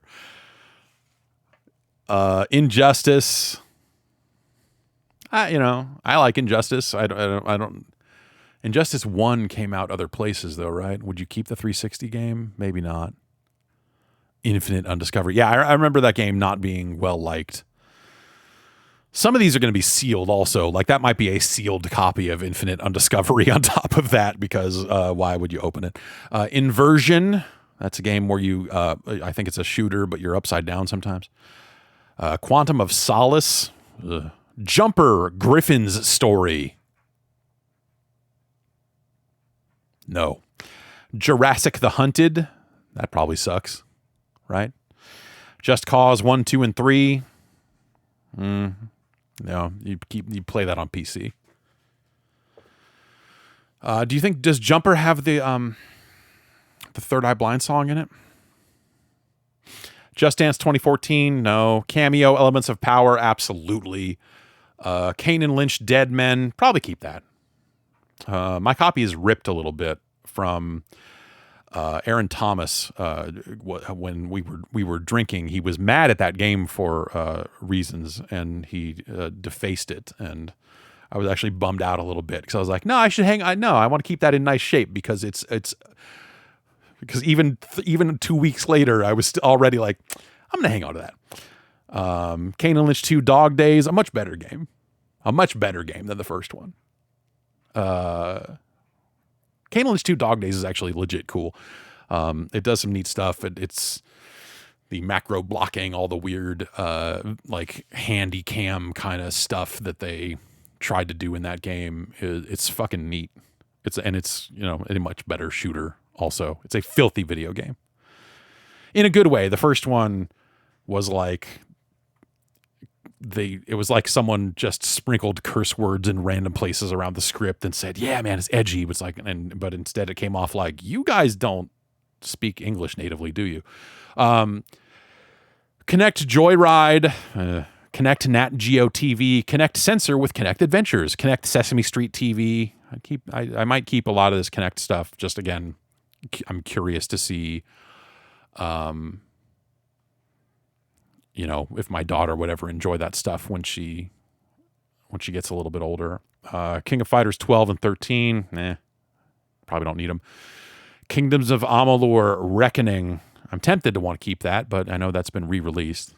L.A. Noire, no. The Last Remnant, no. Left 4 Dead and Left 4 Dead 2, these are clearly the best platforms to play those games on. Lego Harry Potter, nah. Lego Rock Band, I would keep that. Leisure Suit Larry Box Office Bust, I would keep that. I think my wife likes that game. Lips #1 Hits Bundle. Remember Lips, the karaoke game? Lord of the Rings Conquest, Lost Planet 1, 2, and 3. Keep 3, get rid of the others, right? I mean, that's clearly the move. Lost via Domus. I forgot they made a Lost game. Love Football, which is a Japanese soccer game. Madden 08. Madden 09 is the 20th anniversary collector's edition. Maybe you hang on to that for some reason. But like Madden 12, Madden 13, Madden 25, Madden 06, no. Mafia 2, nah. Magna Carta 2. Magna Carta 2 is $28. I don't know why. Majin in the Forsaken Kingdom, probably not. Probably not. Major League Baseball 2K6, 2K7, 2K9, 2K10, no. Marvel Superhero Squad Comic Combat. Probably not. Marvel Ultimate Alliance 1 and 2. I might be persuaded to hang on to those. Those were cool. Marvel vs. Capcom 3, you probably hang on to because it's like it's hard to buy now, right? Do they Oh, that's right. That Superhero Squad game's a U-Draw tablet game. I have a U-Draw tablet around here somewhere. Mass Effect 1, 2, and 3, and Mass Effect Trilogy. I'd probably get rid of those at this point. Max Payne 3. Probably not. Medal of Honor, the rebooted Call of Duty chasing Medal of Honor. Maybe. Medal of Honor Airborne, probably not, but Medal of Honor Warfighter. I'm really curious about those 2 Medal of Honor games they made about the bearded men. Men in Black Alien Crisis, no. Mercenaries 2 World in Flames, I would hang on to. Metal Gear Rising, I would keep. Metal Gear Solid HD Collection, I would probably hang on to. Midnight Club Los Angeles, probably not. Midway Arcade Origins, maybe. Mind Jack. Well, we got to keep Mind Jack. Mirror's Edge, Mortal Kombat 9, I'd probably hang on to that. MK versus DC, I would hang on to that. Motion Sports Play for Real, probably not. MotoGP 06, no. MX versus ATV Reflex, MX versus ATV Alive, no. 99 Nights, probably not. Nailed, that's Nail''D, no. Naruto Ultimate Ninja Storm 2, no. Naruto The Broken Bond, no. Naughty Bear, not going to keep Naughty Bear. Naval Assault The Killing Tide, no. NBA 2K6, NBA 2K7, 2K8, 2K9, 2K10, 2K11, 2K13, 2K14. No, not keeping any of those. NBA Baller Beats, definitely keeping NBA Baller Beats. NBA Ballers Chosen One, keeping that. Got to get Johnny V's autograph on it. NBA Jam, I'd probably keep, even though it's not like, NBA Live 06, 07, 08, probably not. NCAA Football 13 and 14. Might hang on to those because those are rare. Or like, because NCAA 14 is like the last one. It is listed here as $140.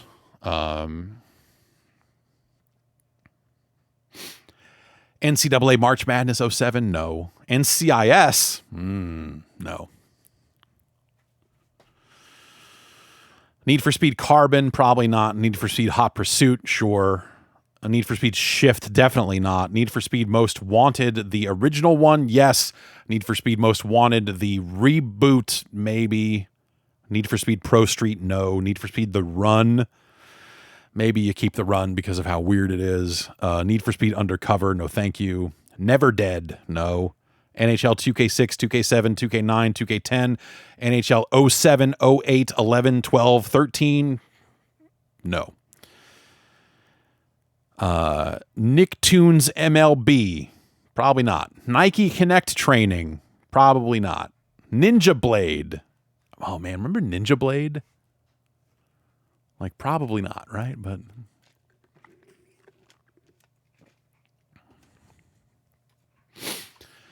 Ninja Gaiden 2, Omerta, City of Gangsters, probably not. One-Chanbara Vortex, The Descendants of the Cursed Blood, probably not going to keep that one. The One-Chanbara games are fucking terrible. They're just bad games. The Orange Box, I'd probably keep that because it's weird. Odomadius Excellent, like, nah, probably not. The Outfit, no. Over G Fighters, no. Overlord 2, no. Pac-Man and the Ghostly Adventures 1 and 2, maybe you keep those because they're terrible. Perfect Dark Zero, definitely keeping that. Persona 4 Arena Ultimax and Persona 4 Arena, I would probably hang on to those, even though that's on newer consoles and stuff now. Peter Jackson's King Kong, got to keep these launch games, they're classics. Also, apparently that's $48. Pictionary Ultimate Edition, no. Pinball Hall of Fame, the Williams Collection, sure, probably. Pirates of the Caribbean at World's End. For some reason, I'm tempted to say yes, and I don't know why. I don't remember why. Because there was another Pirates of the Caribbean game that got canceled, right? It's Pocket Bike Racer is one of those Burger King games, so we'd keep that. Portal 2, we'd keep. Power Up Heroes, probably not. Prey, probably wouldn't keep Prey. Prince of Persia, probably not. Pro Evo Soccer 2012, 2013, no thanks. Pro Yakyu Spirits 3, I would keep. Project Gotham Racing 3 and 4, I would probably keep, weirdly enough. Project Sylphid Arc of Deception, I would probably get rid of. Prototype 1 and 2 have been re-released elsewhere, so I probably wouldn't keep those. Pure, no. Quake 4, I would keep because the launch editions or the initial editions of it came with Quake 2 for the Xbox 360, which is a really weird thing. Quake 2 for the 360 has a bunch of achievements, but they're all 0-point achievements because it was packed in with Quake 4, and Microsoft had a bunch of ideas about how achievements should work back then. Ruse, R-U-S-E, that's that Tom Clancy thing, right? No. Race Pro, no. Rage, probably not the version of Rage to keep. Raiden Fighters Aces, probably wouldn't keep that. Raiden 4, no. Rainbow Six Vegas 2, maybe. I remember like kind of being into the Rainbow Six Vegas games, but that's a game that I would probably like play once and be like, okay, and then get rid of, right? Raven Squad Operation Hidden Dagger, no. Rayman Legends, maybe. Red Dead Redemption, absolutely not. Red Faction Armageddon, I would not keep Armageddon, but I would keep Red Faction Guerrilla. Remember Me, no. I would get rid of Remember Me. Resident Evil 5, no. Resident Evil Operation Raccoon City. Resident Evil Revelations, no and no. Resonance of Fate, jeez. Ridge Racer 6. I have a digital copy of Ridge Racer 6. But I would probably still keep this disc. Ridge Racer Unbounded, I would probably keep because my brain is broken. And again, we're keeping bad games. Rio, no. Riot Act. Riot Act. I bought the Japanese version of Crackdown. That's what that is. They called Crackdown Riot Act in Japan, which is such a better name. And so I bought a copy of it because it was a better name. I would keep that. Risen, No. Rock Band 1, 2, and 3. Rock Band Country Track Pack. Rock Revolution, we're definitely keeping that. Rogue Warrior, we would keep. The Saboteur, maybe we'd keep the Saboteur. I don't know. I didn't like that game that much. Saints Row 1, 2, and the third. You know, do you need the Xbox 360 versions of those games? Probably not. I know what Saints Row 2 is still funky on PC, right? But also, I don't like Saints Row 2. So, whatever. Samurai Showdown Sen, probably not. Seen It, Lights, Camera, Action, I would keep because that's a fun, dumb camera game. No, is that a trivia game or is that the one where you're in the movies is the one I'm thinking of. Seen It is the trivia game that came with the trivia controllers or something, right? Section 8, no. Sega Rally Revo, probably not. Senko no Ron Rev X, I would get rid of. Sesame Street Once Upon a Monster, I would keep. Shadowrun, can you even play Shadowrun anymore? Can you spawn the trees? Can you make the trees grow? Shadows of the Damned, no. Shaun White Skateboarding, no. Shaun White Snowboarding, no. Shift 2 Unleashed, absolutely not. Shin Sengoku Muso 4 Special, no. Shooting Love, I would probably keep. Shrek the Third, no. Shitoku Battle X, well, we'd keep all the Japanese stuff, I guess. Civ Rev, no. Silent Hill Homecoming, no. The Simpsons game I would keep. The Sims 3 I would probably not keep. Singularity I would keep. Skate 1, 2, and 3 I would keep. Skylanders, Swap Force, I would keep all the Skylanders games because I have all the behind that chair here in those boxes right there are all the Skylanders and Disney Infinity figures. So I would keep all of those. Sneak King, we would keep. Sniper Elite V2, no. Sniper Ghost Warrior 2, no. Sonic and Sega All-Stars Racing, no. Sonic Free Riders, we would keep because that's that weird Kinect game, right? Sonic Ultimate Genesis Collection, probably not. Sonic Unleashed, might keep because it sucks. Soul Calibur 4 and 5, Spec Ops The Line, I would probably hang on to. Spider-Man 3, I would not. Spider-Man Friend or Foe. Spider-Man Shattered Dimensions. Spider-Man Web of Shadows. Probably get rid of all that stuff. Split Second, I would keep. SSX. That rebooted SSX. I mean, obviously people hated it because it was not SSX. But I remember kind of on its own merits, that game not being terrible. That game being kind of neat, that they had some kind of cool ideas for it. I'm not a big snowboarding game guy, but yeah. Star Trek, probably not. Star Wars The Force Unleashed, I might keep that. That's that got released to all the other places, right? So maybe there wouldn't be a good reason to hang on to it. Steel Battalion Heavy Armor, definitely keeping the Kinect Steel Battalion game. Stormrise, no. Stranglehold, I would probably hang on to.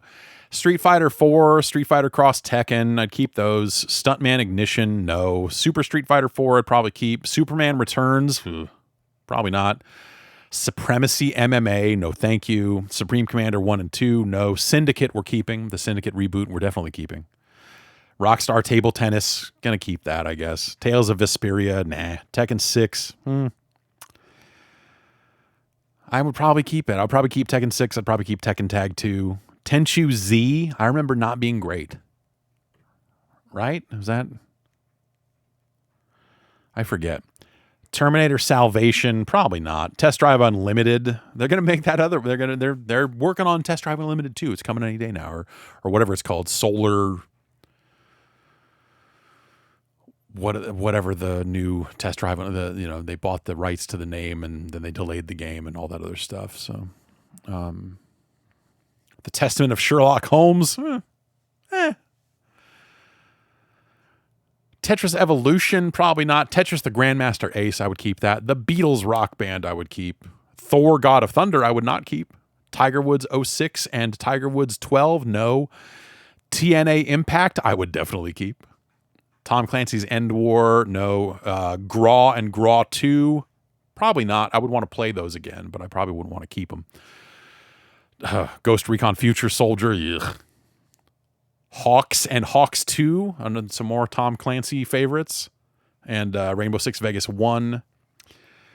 Splinter Cell Double Agent and Splinter Cell Blacklist, Splinter Cell Conviction, Tomb Raider Anniversary. I don't know that I would keep any of the Splinter Cells. Maybe I would. I don't know.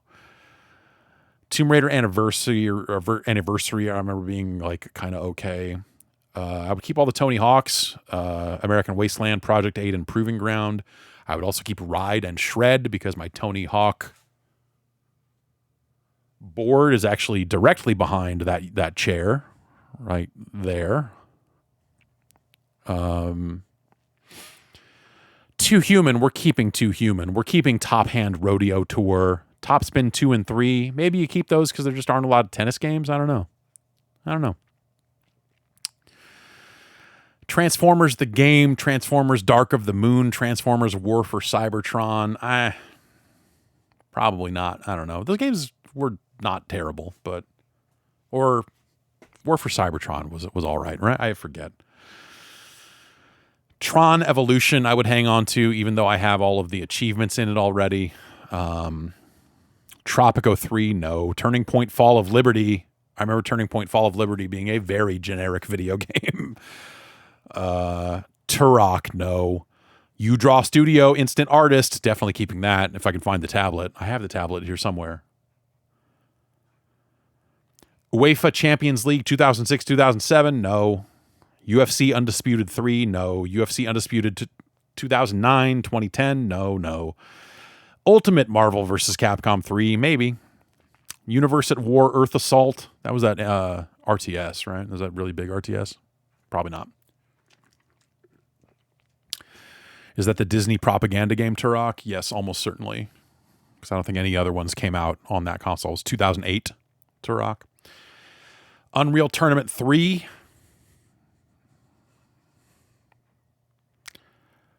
Unreal Tournament 3, I think, was the last game I reviewed for GameSpot. So I don't know, maybe. Vampire Reign, Vancouver 2010, the official video game of the Olympic Winter Games, no. Vanquish, I would keep Vanquish. Viking Battle for Asgard, no. Virtua Fighter 5, I would keep. Virtua Tennis 2009, maybe. Viva Pinata, Trouble in Paradise, we're definitely keeping those. Walking Dead Survival Instinct, no. Wanted Weapons of Fate, I am definitely keeping. We were talking about that just recently. That's the Gears of War clone where you can curve bullets based on the film Wanted. And I'm sickly. I'm like, I kind of want to try that out again. I remember that game being okay. War Tech Senko no Rond, no. Way of the Samurai 3, probably not. Wheelman, got to keep Wheelman, the Vin Diesel classic. Wolfenstein, 2009 Wolfenstein. What was I kind of vaguely, but yeah, I don't know. Wrestle Kingdom, I would keep Wrestle Kingdom. That would be an interesting game to go back to now that I feel like just, Wrestle Kingdom is much more of a big brand name and everything. And like, who's on that roster? I wanted 2006. Who would be on that game's roster these days? Anyway, WWE 12, 13, probably not. If one of them had the good story creator, I would keep that. WWE All-Stars, I would keep. Legends of WrestleMania, probably not. SmackDown vs. Raw 2007, 2009, 2010, 2011, probably not. X-Men Origins Wolverine, nah. X-Men the official game, no. Xbox Live Arcade compilation disc, I would probably keep that. Xbox Live Arcade Unplugged, I would probably keep. The console version of XCOM,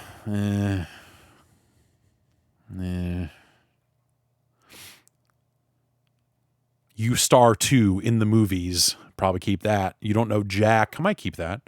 You're in the Movies, would keep that. Your Shape Fitness Evolved, I'd probably keep all the Kinect games because just how weird they are. Zegapane Zor, I might keep because we're keeping all the Japanese games. And Zoids Infinity EX Neo I would probably keep also, again, because why not keep all the Japanese games?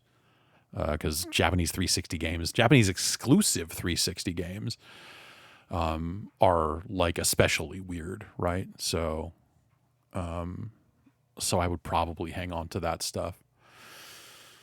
And that's every Xbox 360 game I own. Now let's do PS2. No. So yeah, I mean, clearly the vast majority of Xbox 360 games I own, I could get rid of. So yeah, I don't know. Like, that's not a lot of stuff that I need to keep. I just don't know what to do with them, right? And that's the thing with a lot of that stuff is, I guess I could just take them down because that stuff's recent enough that you could take it to any used game store and they would probably at least give you something for it and you could just get rid of it, right? But probably the process there would be to go through all the 360 games, separate out the stuff I definitely want to keep, and then take the rest of it, look it all up on price charting or update my prices here to make sure that they're all up to date and get a sense of what is worth anything. Anything that's worth anything, you peel off and sell separately. And then everything else you just dump in a lot somewhere, right? Like not a parking lot. I mean, like you're selling it as part of a lot or something. But yeah. Dan Dagan asks, I have a question for you. I have a PlayStation 4 with PT on the hard drive. Is there any point in keeping it? There are enough ways to get PT online. Is keeping the PS4 just a waste of space?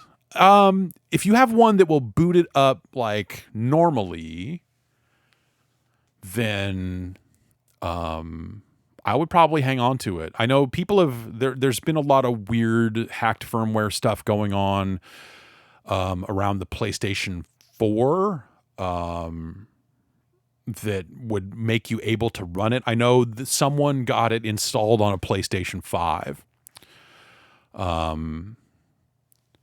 But I don't know if they ever got it to run, but they hacked their way to getting it installed on a PS5 at some point. And so, I think that's a situation where like there are going to be ways to play that. But if you've got a system with it installed on it that you can just turn it on and fire it up, I think that probably still has some value. It probably won't forever. I'm sure eventually people will go, oh, well, now there's like 20 different ways to forcibly install PT onto hacked hardware. Would you still need to be signed into the PSN account for it? Yeah, so there's that. So, remember that download is tied to your PSN account, and so you're kind of selling the account along with the hardware if you wanted to move the whole thing. Otherwise, you could set it as your home PS4, and that lets you boot games when you're not logged in. And then you could sell it to somebody. But that's a whole weird thing. I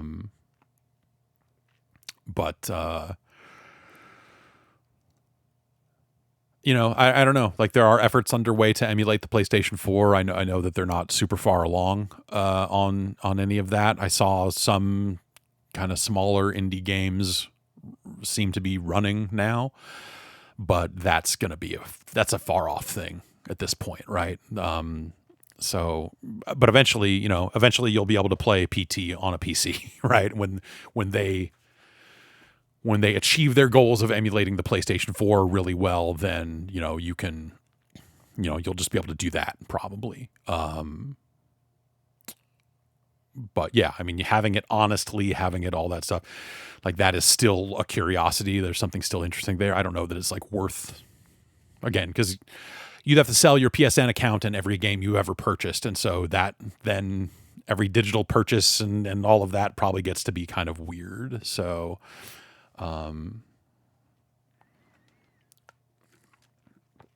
right. Yeah. Emulation. I mean, yes, technically with the PS4 architecture being similar to the PC, they are kind of, I guess, able to translate calls from one platform to the other in ways that,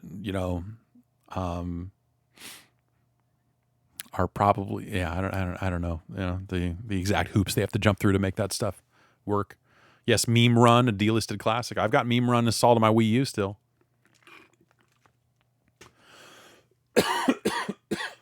Well, why don't we go back inside? And maybe we'll play some video games, I guess. I don't know.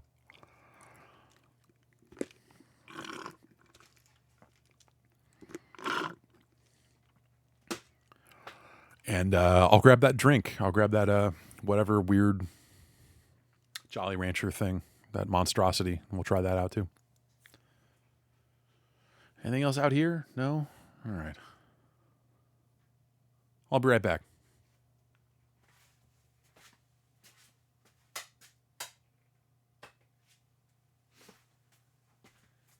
What's the mute button on this thing? That's not it. Oh, it's the top, right.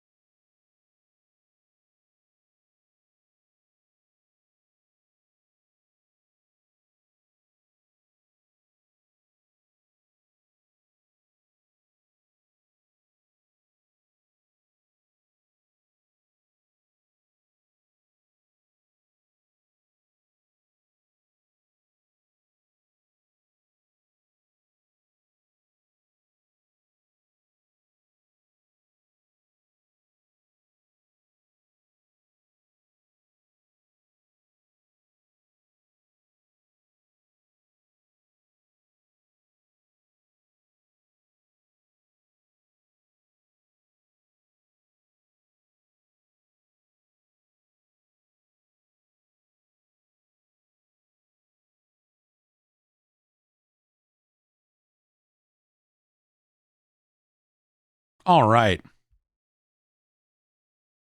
Back in business. Hi, everyone. I've been gone for the last 2 hours. What's been going on?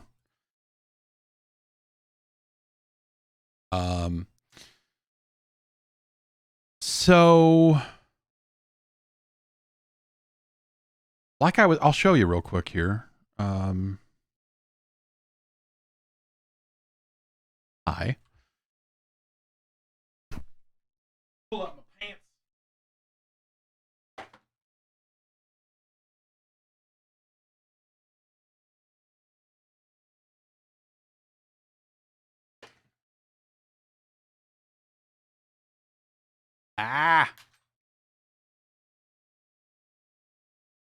So this box here.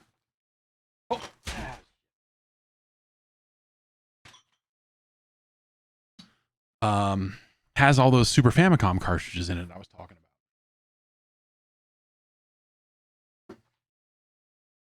about.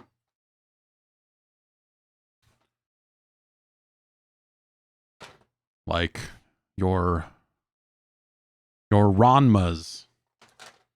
Hey, this would be better on the other camera because it does autofocus.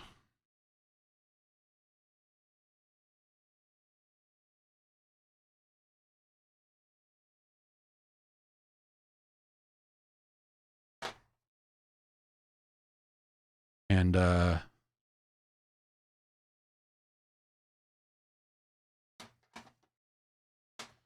you know, Super Mario Kart.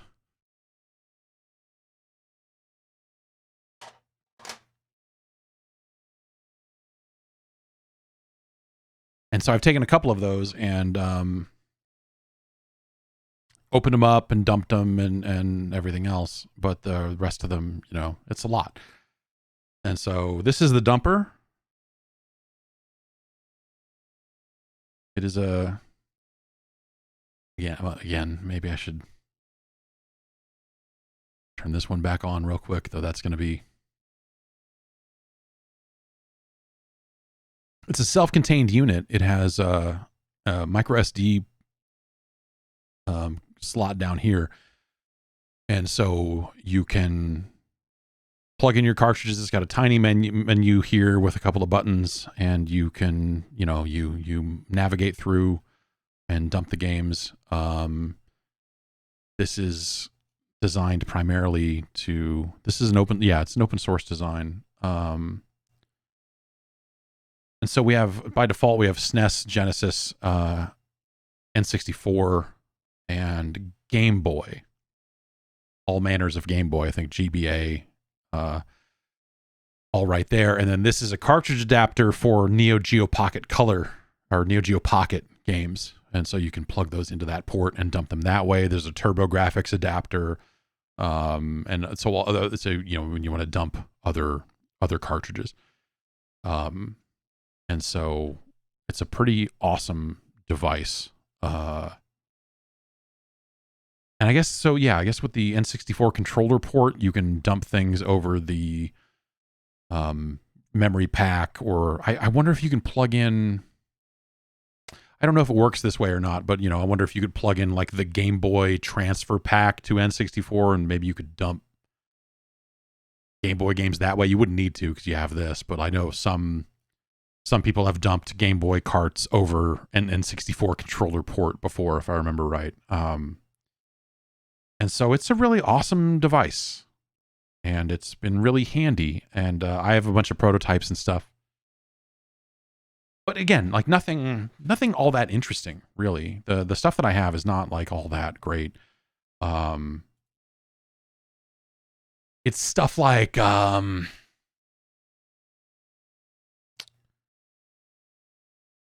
have a Genesis copy of Bubsy 2 that I think doesn't have the ending in it, but other than that is pretty much final.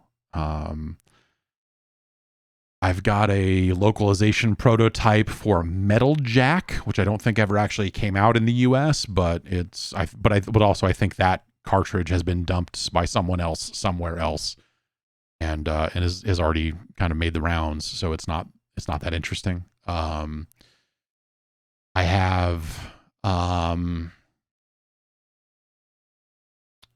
a couple of Sega CD games that are non-final, but some of them have the same dates as the finals. So it's like I have a burned copy of Make Your Own Music Video Marky Mark that Sega sent out, and but it appears to just be final code. There's nothing interesting about it per se. And I have a pre-release copy of Rebel Assault for the Sega CD that I don't know if that's different or not, honestly. I did dump all this stuff. I just haven't been able to go look at it really. Let me go. That's probably an easier way to tell you what I have is go look at the directory. Look at these dumps. Where do those live now? Those live on F drive.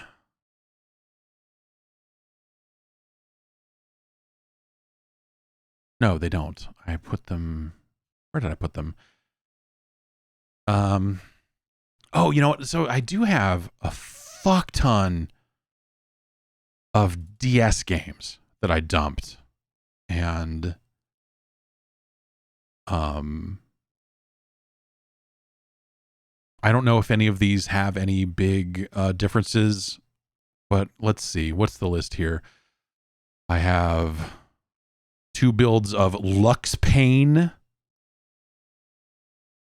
Retro Game Challenge, Robocalypse, Sands of Destruction, Star Wars, The Clone Wars, Jedi Alliance, Ultimate Band, Dragon Ball Origins 2, Disgaea DS, Dawn of Discovery, Castlevania Order of Ecclesia, Myst, Nights in the Nightmare.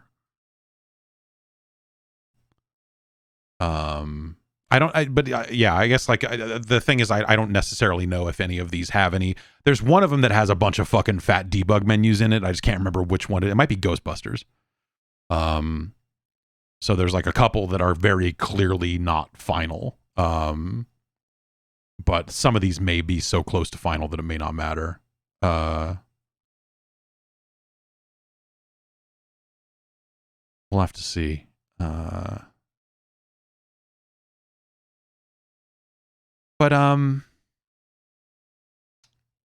And then for N64, I'd have like Army Men, Sarge's Heroes 2, Madden NFL 02, and All-Star Baseball 02, which who cares? You know. And then for Game Boy, these file names are not great. It looks like Sonic Genesis Collection, some Muppets game, Bomberman Max Red.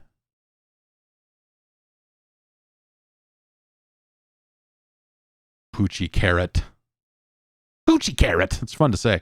And yeah, you know, Hunt for Red October and Super Tom and Jerry, which I think maybe was just called Tom and Jerry by the time it came out. I don't know. Yeah, so I dumped all that stuff. I want to redump them to make sure that the dumps are good, right? Because dumping hardware has come a long way since then. So it would be, hopefully I can redump all of this stuff. Hopefully none of these cartridges have gone to shit in the time since then. But I guess we could there's no reason why we couldn't play some of this stuff. I mean, I just don't know how much of it is actually interesting. But I guess we could find out together. Let's capture this window right here.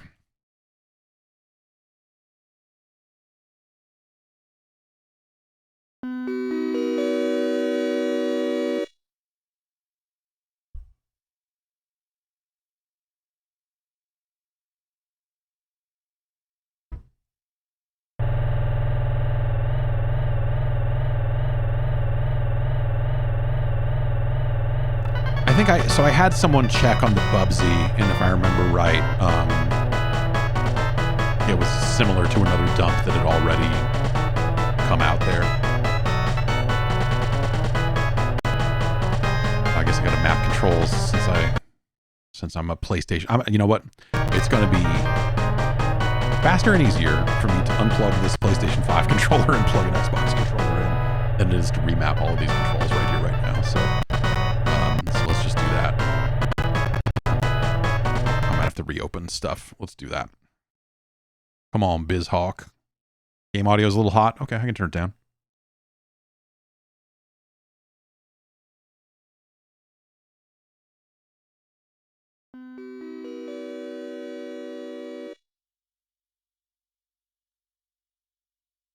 I think I might have left this drink in the freezer too long. It might be a little icy.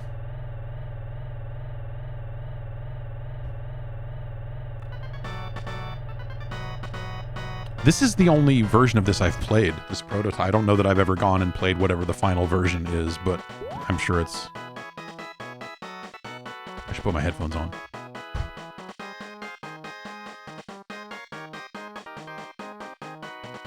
Ba ba ba ba do do do do do do. Yeah, I know. I've definitely also streamed this before.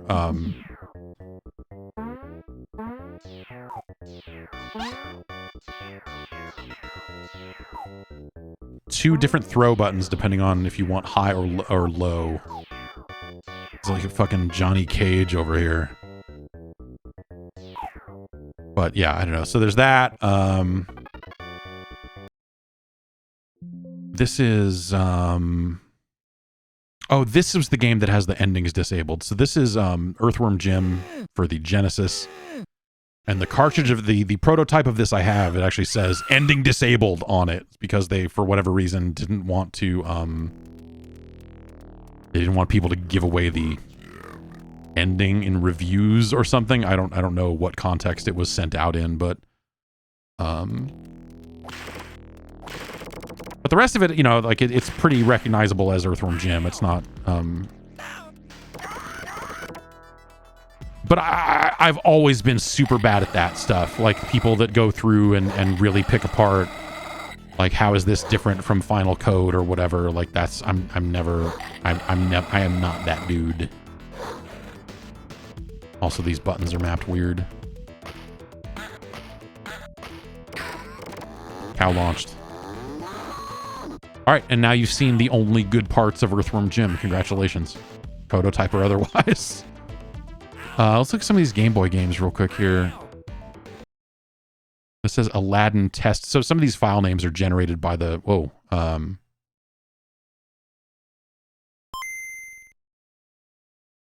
by the headers on the cartridges themselves. I need to make this window bigger because it is a Game Boy game. Well, this doesn't do anything at all, so this is clearly something I need to redump.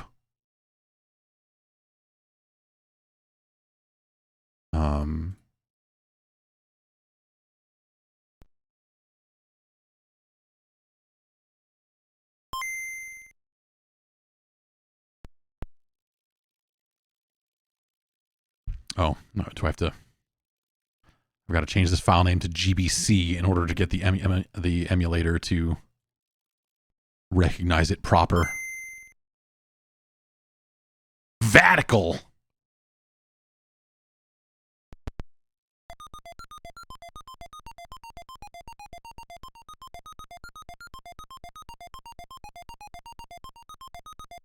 I may need to configure controls. Yes, I do. Left, right, start, select, B, A, and I will map a power button just for kicks.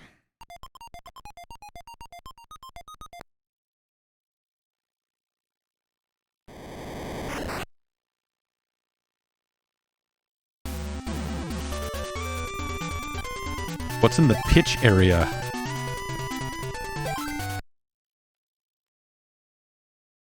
Weird. Oh, and... Oops.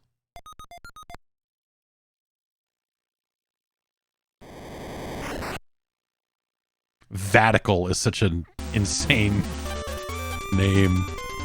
Why can't I do battle game? I guess it won't. So these are, what are these? These are like light RPGs based on Bomberman? Is that what Bomberman Max is? I forget. This is Bomberman Max Red, so I know that, you know, it's like kind of that post-Pokemon... Like, let's sell you the game twice or whatever.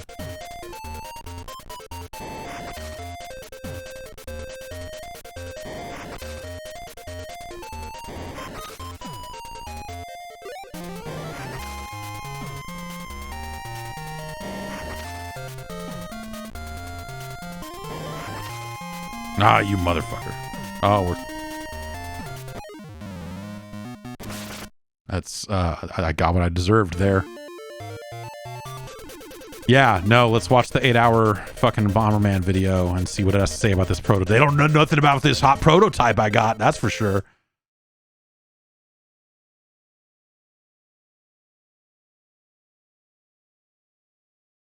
All right, that doesn't seem to boot up in the emulator. That's called CT Special F. I don't know, what is that? Counter-Terrorist Special Forces? I don't know, it's a GBA game of some kind. But generally, I feel like, you know, like I ran through these at one point and looked for, god damn it. I love these screens, by the way. The like, hey, you can't play this game, or the audio tracks on a CD that say like, you can only play this on a Saturn. I am a big fan of those messages for some reason. There's like, I think Cutting Room Floor, you can go through and like look at like 100 of those images, and I'd love doing it. I'd love doing it. The Casebooks of Ace Harding. But like generally I feel like I'm always like loading these up and going like, is there a debug menu right off the bat, or something clearly that looks like super unfinished, or, but you know, it may be that some of these are just like localization prototypes or whatever. And so it's always hard for me to tell without putting in a ton of work, right? And trying to figure out like, hey, what the heck, you know, what the heck's the difference here? And the right way to do it would be to compare like bit by bit and look for differences or something. But like I said, I am not necessarily the dude to do that. So probably what I will do is I will dump these a few more times to make sure that they are good, clean dumps, and then, you know, put them out there, because whatever.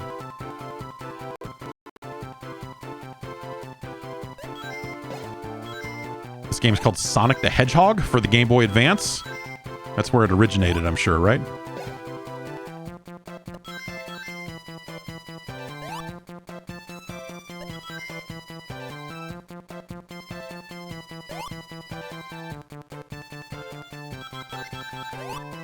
I don't remember this game coming out on the GBA, but I guess it did. I don't know.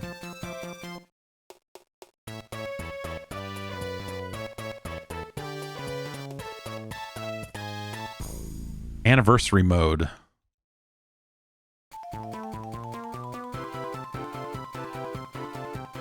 It's like everything I love about Sonic the Hedgehog, of the very few things I love about Sonic the Hedgehog, are like the music.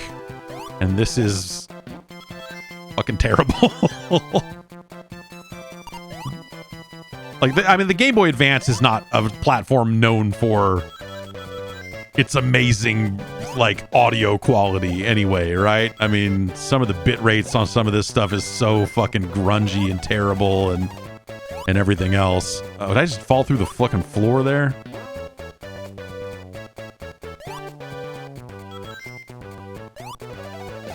Ooh, a little slow down. A little slow down.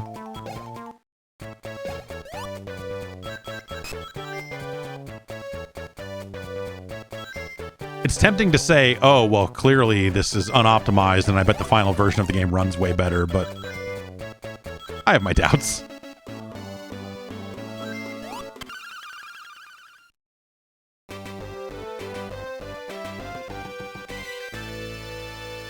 That may as well be the final version I'm playing. Yeah, I mean, so that's the thing, is like a lot of these things, a lot of these cartridges would have been sent my way for review purposes. And so in a lot of cases, these are like full-on prototype carts that could hold any kind of data, but generally speaking, since it's stuff that gets sent out for review, a lot of it is either very, very, very late beta release candidate style stuff, or just final code, you know, burned onto proms and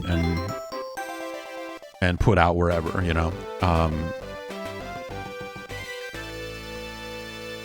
And so that's why most of these are not that interesting, is because a lot of this is going to be stuff that's sent out for review purposes, and generally speaking, that's going to be stuff that is extremely close to final.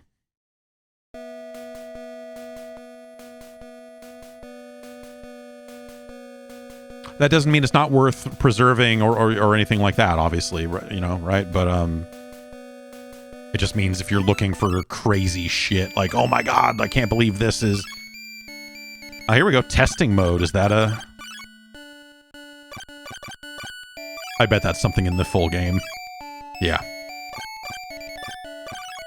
That's probably something that is...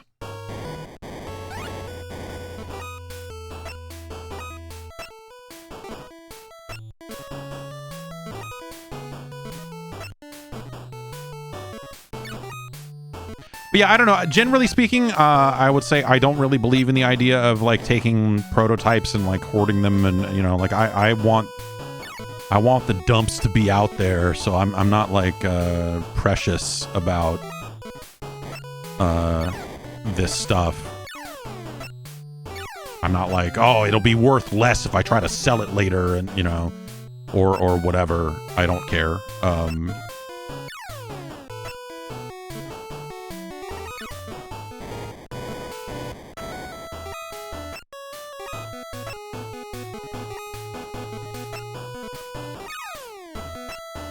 This is nice.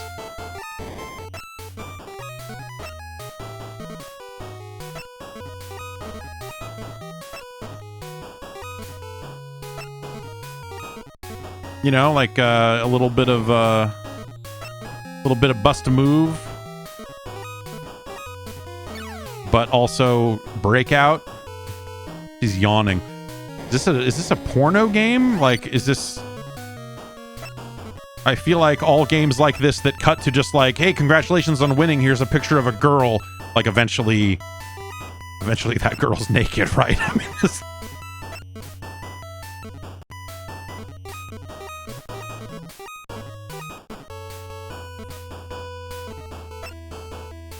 Anyway. Let's load something else up here. So yeah, I want to use this dumper to do a bunch of dumps and then clean out my garage and whatever else. This is labeled Teenage Mutant Ninja Turtles GBA BNTE. That's probably the checksum of the cartridge, if I remember right. But this doesn't seem to be doing anything. Maybe I could try it in a different emulator or something. BizHawk is generally, this is MGBA, kind of built into BizHawk, which is generally pretty good, but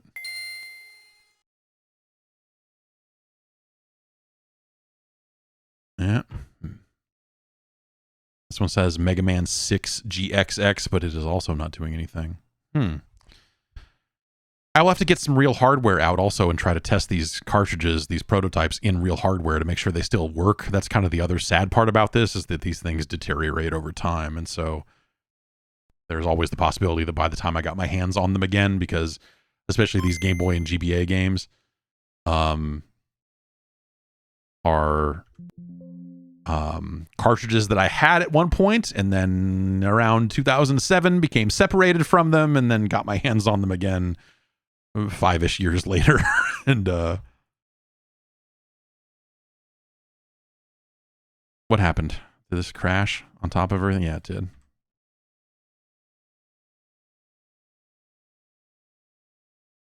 And so, yeah, EPROMs are EPROMs. And so, there's always the chance that they're going to lose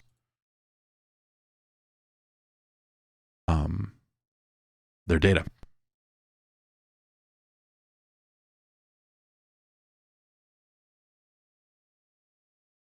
Power Spike Pro Beach Volleyball. Whoa. Whoa.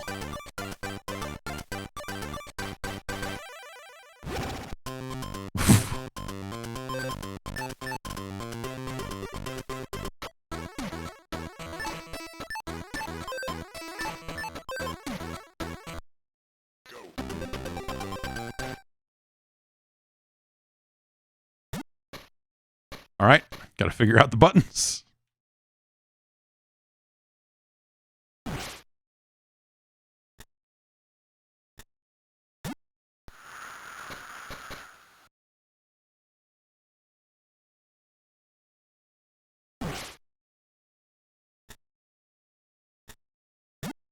Oh, the timing on the jump and spike is...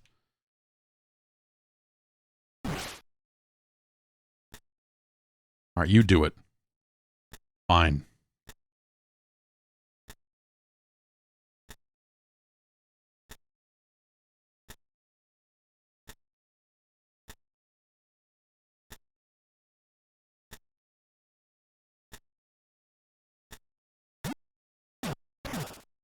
Suck it. Eat sand, motherfucker. All right. What else here? I don't know what this is not immediately apparent what this is from the file name, so let's load this up. Sorry, Looney Tunes Collector Alert can only be played on a Game Boy Color.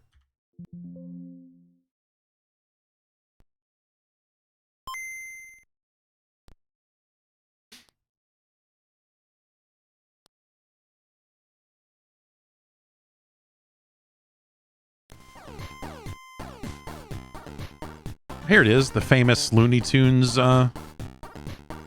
music.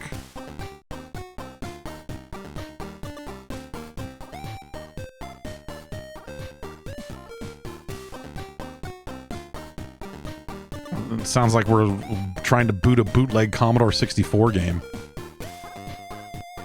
So I'm a fan, is what I'm saying.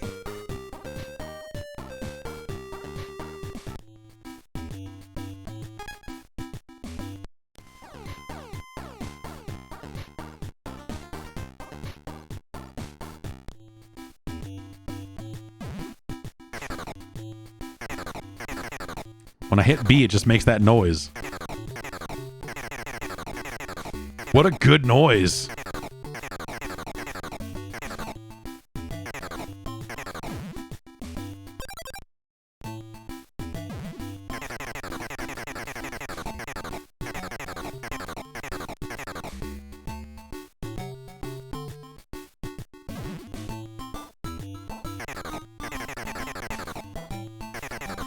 I thought maybe I'd be able to read these signs with this button, and maybe it was just a you can't interact with the thing in front of you noise, but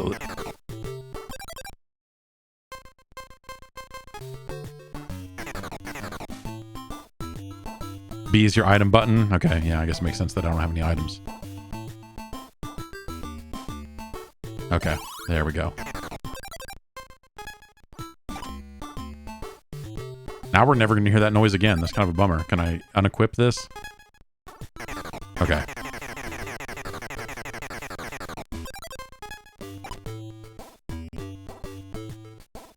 Use your carrots when your bars is low.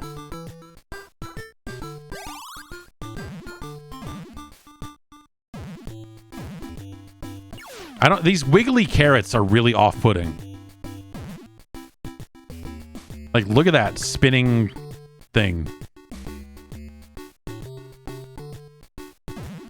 I don't trust it.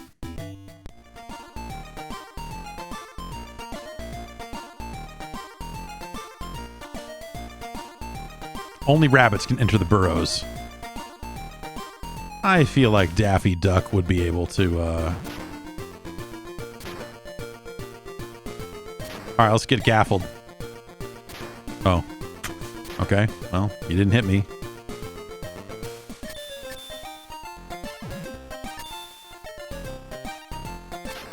This music is cracking me up. It's so C64. I mean, it's like you can immediately tell, like, this game was developed in Europe or perhaps the United Kingdom, wasn't it? By people who have experience on, you know, a Commodore 64 or an Amiga or something, huh? Oh, walked into the fence. You stupid dog. You dopey clumsy hound. Oh, we threw all the technology out of the airlock. I hate it when I lose my technology. 10 pieces of teleporters strewn all over this no-good planet. It's like Toe Jam and Earl.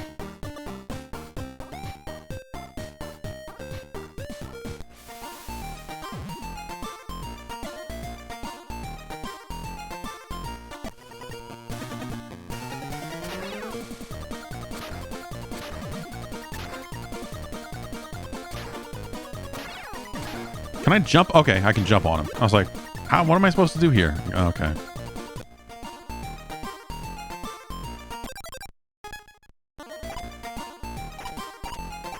One carrot is worth half a heart. This is kind of cool. I don't know that I have never seen this game before in my life. I feel confident in saying. And then for DS, yeah, I mean, I don't know that any of this stuff is like...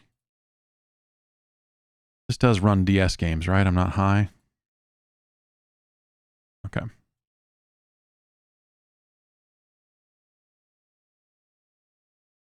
Yeah, yes, I was just about to say that there was an aspect of that that made me think of Metal Gear there, so congratulations to the developers of Looney Tunes Collectors something. A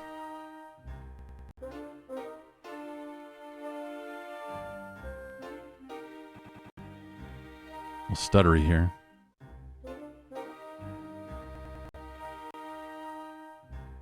Wonder why that's... I mean... We're just emulating a DS. It's not nothing fancy.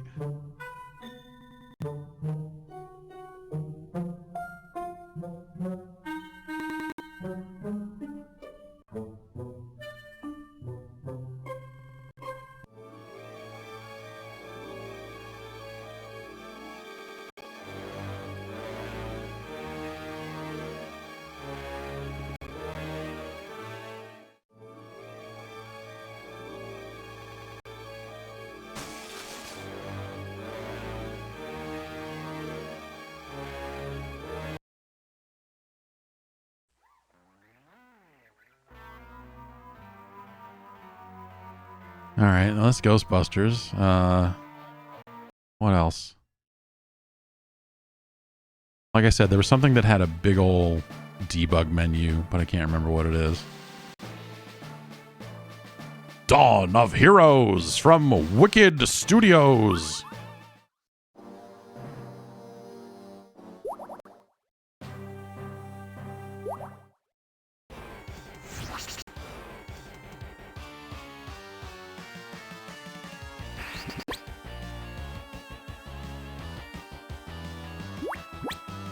I don't remember this at all.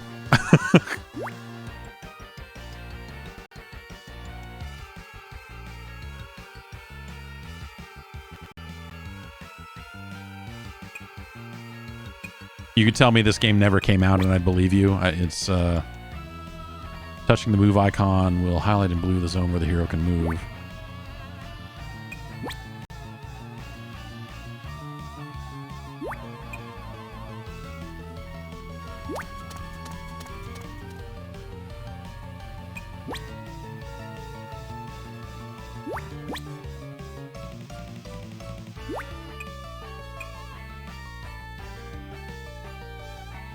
Cross slash.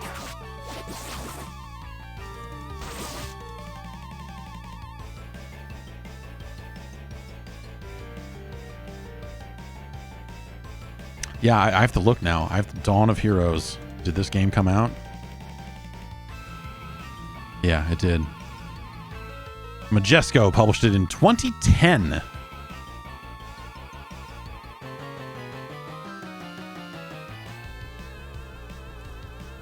Let's try this.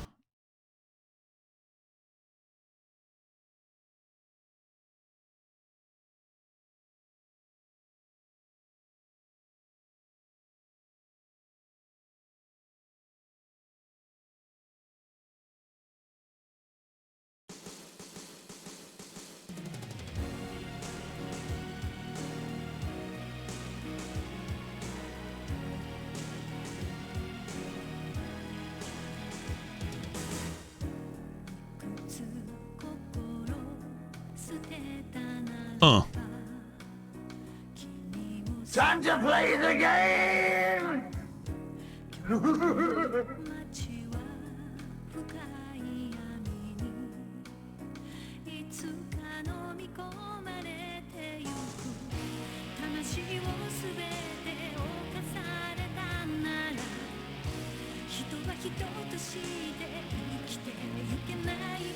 Oh no! Did this come out? I feel like I need to look up Lux Pain and see. Yeah, it did. 2008. So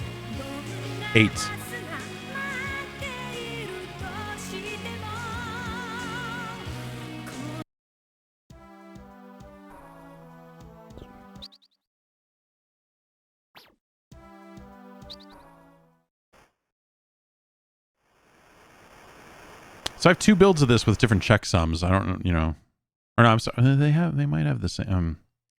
Anyway, I have two copies of this game for whatever reason.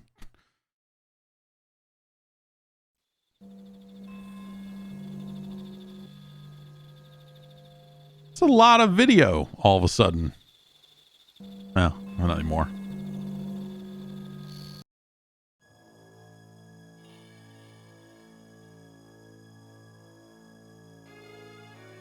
The boy has beautiful ash hair and a feminine white face, but his black shining eyes are especially unforgettable. His name is Atsuki Saijo. He seeks out the darkness from the invisible world. Oh, he's a Sigma. Okay, he's a Sigma. Okay, yeah, I was gonna say. Yes. I'm here. Is the target in this area? One moment. Natsuki's doing a pinpoint search now.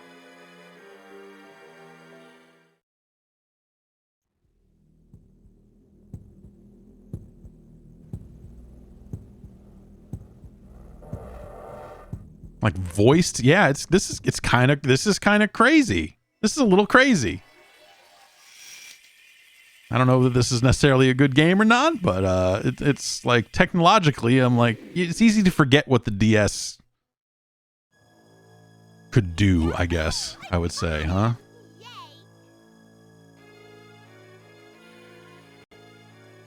target is a little bit past where Atsuki is now. There were many small But now I kind of want to see what the video game is here. Okay, be careful. Nothing about this target is known except that they love art. We know the original is here because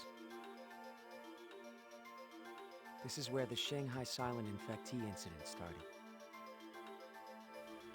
That man infected 10,000 people in only 3 months. Okay. As a result, thousands of crimes and suicides have occurred. Okay. We found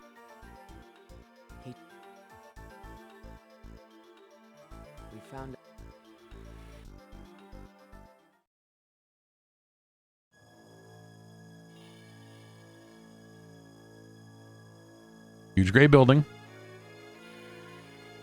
Everyone's asleep. Down there, Atsuki. Hurry. I don't know where that button is on my DS, but I'll Okay, I'll search now. hit the Sigma button to continue.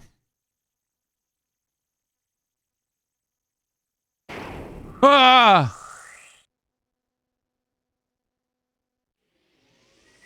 Ah!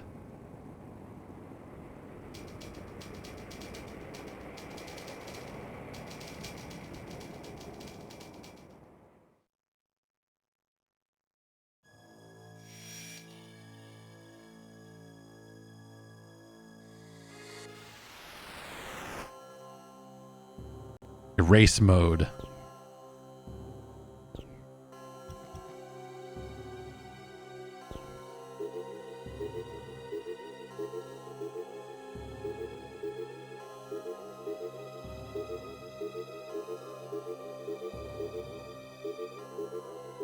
It's hot right there.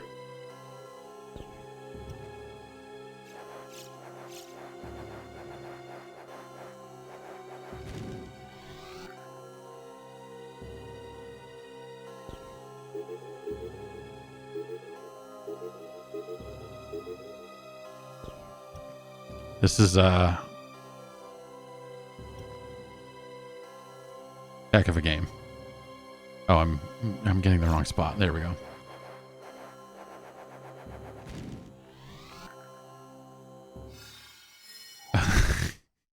Now we're fucking gaming.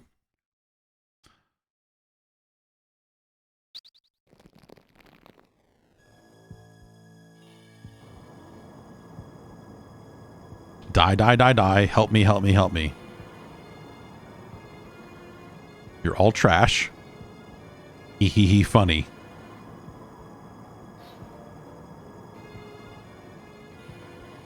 This is fun. What's wrong? Can I break things?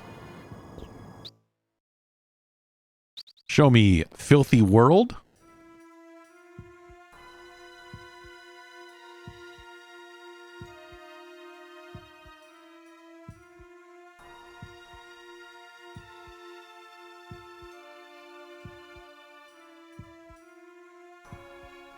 Yeah.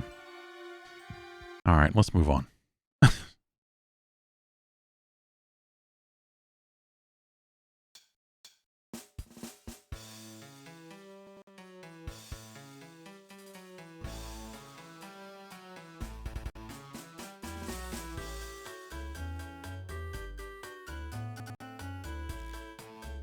All the hottest prototypes.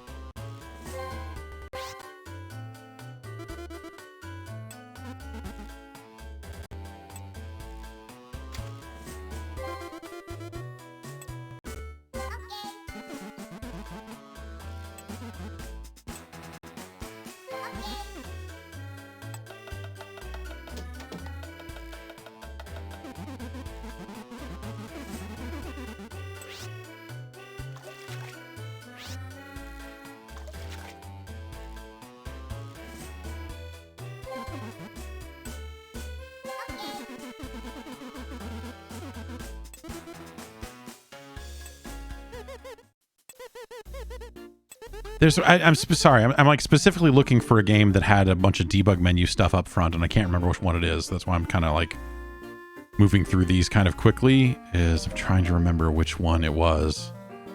I don't think it was. I would have been a little more amped if it was Castlevania, so I'm guessing it's not this.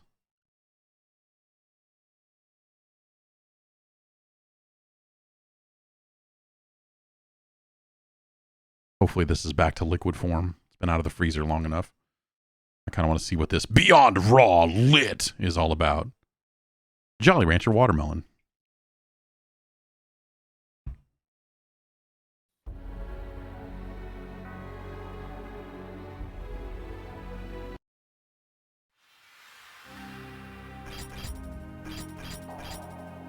Yeah.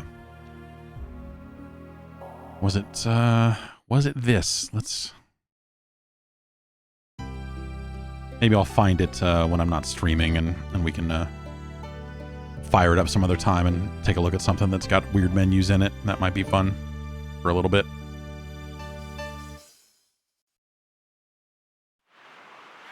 But yeah, as you know, as you can see, like these, I don't have the most exciting fucking prototypes in the world.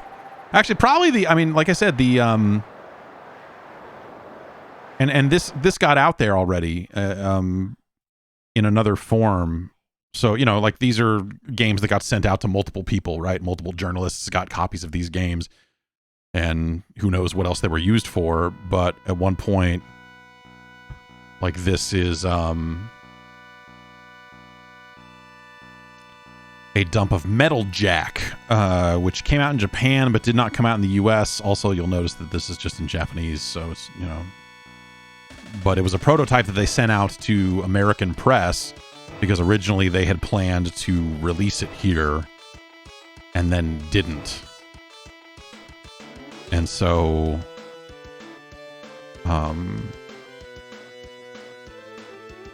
you know, there's always the possibility that like, oh, there's like some localization done. But looking at the copies that are out there, there's one dated July 30th, 1992, and another one that just they know is earlier than that one. And this probably matches one of those. But, you know, they sent it out for preview purposes before it had been fully localized. This wasn't necessarily sent out for review purposes. It was like, hey, here's this game we're going to bring out in 6 months and, you know, write a preview of it. Because it was already out in Japan, but like, oh, they're like, oh, maybe we've got a little bit of Jack on. Jack on! And so this is the dump that I have. And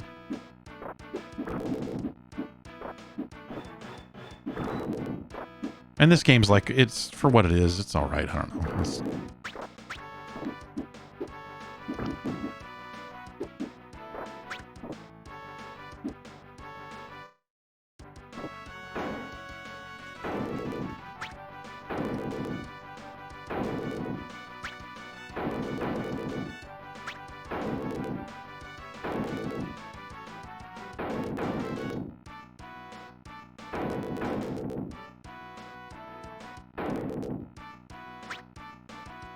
So this is my prototype. We saw a Japanese language intro, but we saw English on the character select screen. Let's see what this July 30th, 92 prototype that is more widely available says in it, if it's any different, or if it's noticeably different, I guess.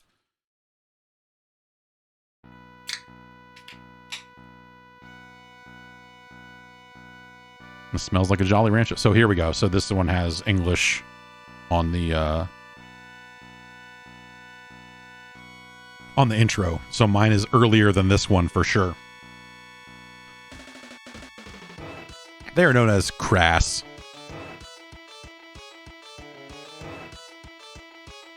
Three young victims of crass.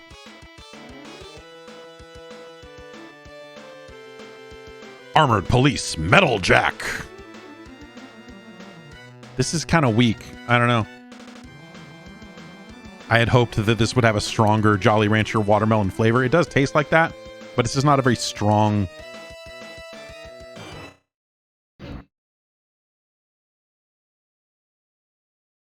And so that's, yeah, this whole thing is much more translated than the version that I have, and it does not say jack on in the middle of the screen. Armor on. Oh, and the voice is different too. Armor on. That's terrible. This is way worse. I can see why they didn't bring this out in the States.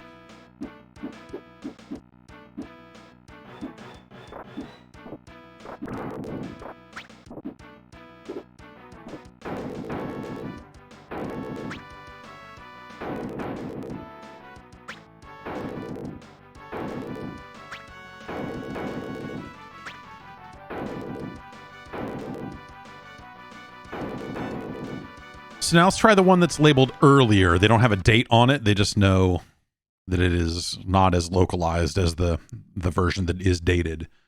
And I bet this one will match what I have pretty closely. That's my gut. My gut feeling is that this is going to be Japanese here. No. Wow. Huh. Okay. So what I have does not match either of the versions that's out there, which is interesting. So mine's probably even earlier than this one.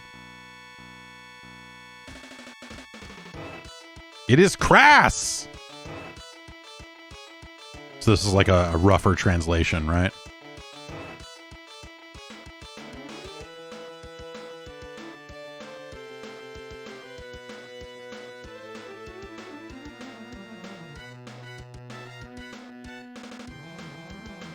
And then now here's the Japanese version. Actually, no, wait. We need to know if it says jack on or if it says armor on before we... Okay, so this one still says jack on in the center of the screen. Okay. Good. And then the final version of the game that came out in Japan, so technically, I guess, earlier than both of these, or all of these, I suppose. Kiko Keisatsu Metal Jack.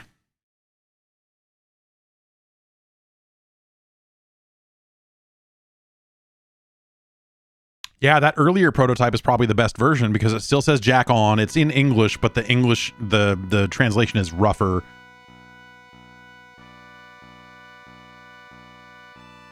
So I should do a comparison, I guess, of my dump of the game to the Japanese final and see if what I have is just Japanese final.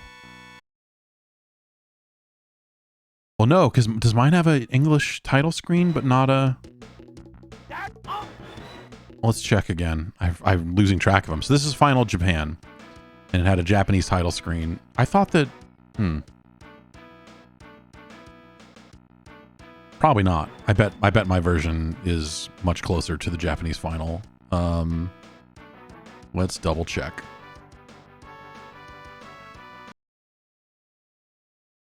But yeah, might have to FC these files and see. Okay, so this one has Japanese title screen. So I guess it's entirely possible that the version I have is just Japanese final. You know, which was not interesting at all. But if it has been like localized or altered a little bit, then that's something that is not out there widely. So that's potentially interesting. I don't know. The other, I don't know if this is another Atlas game that came from the same batch. A game called Blazon.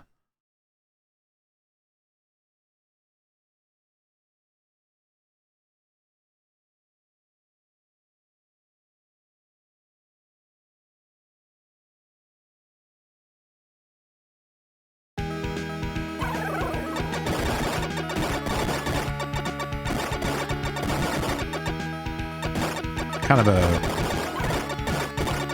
I don't know, a bad R-type.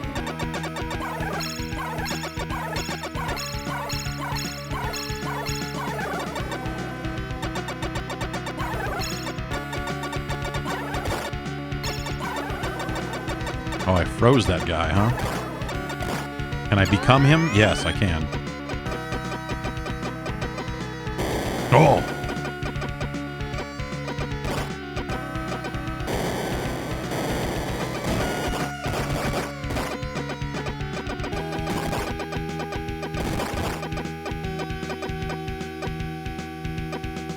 Okay, so that's the version I have. Let's go find the final version that came out in Japan, because I don't think, I don't know that any other prototypes of this got out, but let's look.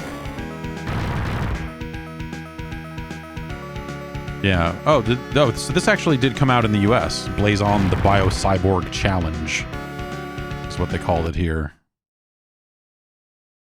So let's just load up Final US and take a look at it.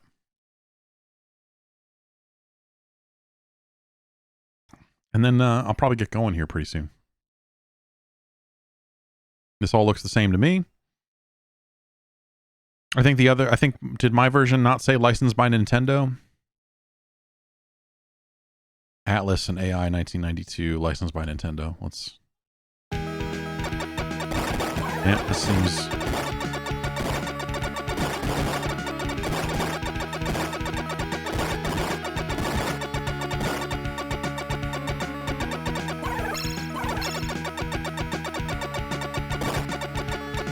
Okay, let's crash. Oh, that's a neat little destruction animation. Let's load up final Japanese here real quick, just for comparison purposes.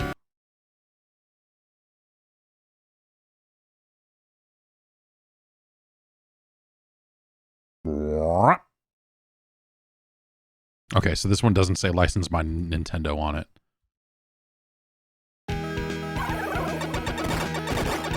But other than that, seems the same. I bet my copy is just close to Japanese final in this case. Which, again, not that interesting. But maybe there's some difference in there somewhere. I don't know. All right. Here is my dump of Blazon.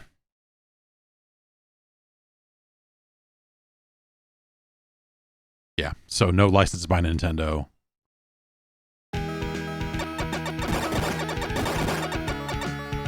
And other than that, seems like, yeah, so maybe what I have is really close to, or the same as the final Japanese version, which, you know, now I'm over here. Hi. Which, you know, I don't know. Not that interesting. But I do have, you know, I don't know, I've got like Hunt for Red October for the SNES and Rampart and Redline F1 Racer. So just a handful of SNES games and a couple of Genesis games. I have a copy of Flashback for the Genesis that I need to dump.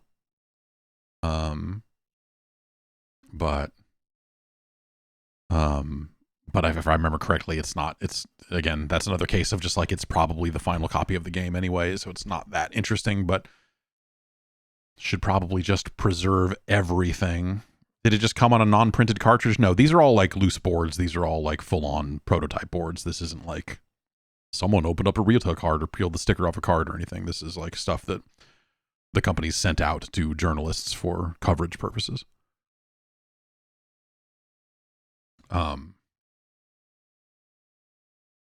So, yeah. The Flashback board is like a big ol', like you go look up some Genesis prototype boards sometimes, and they're like this long and wider at the top because they have all these open slots for to jam EPROMs into and stuff. They're neat. They're big old fucking honking boards. The SNES boards are a lot more self-contained or a lot more economically sized, I guess I should say, where they are much closer to the size of real SNES carts.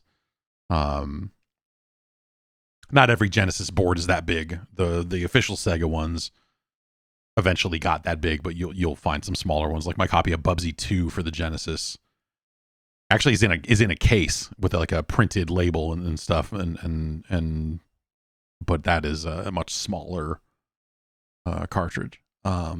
Anyway, I am going to get going. I'll be back on Friday. I don't know. Maybe we'll see if I've made any advancements on any of this stuff. Maybe we'll spend a little bit more time in this prototype zone if we find anything interesting. And yeah, maybe we'll dip back into that. But we'll see. Yeah, you're right. I got to get this drink on the list here. It's not. This is okay. I wish it was a stronger watermelon flavor, but it is It is a little, it's tart for sure, and definitely evokes the Jolly Rancher watermelon flavor reasonably well.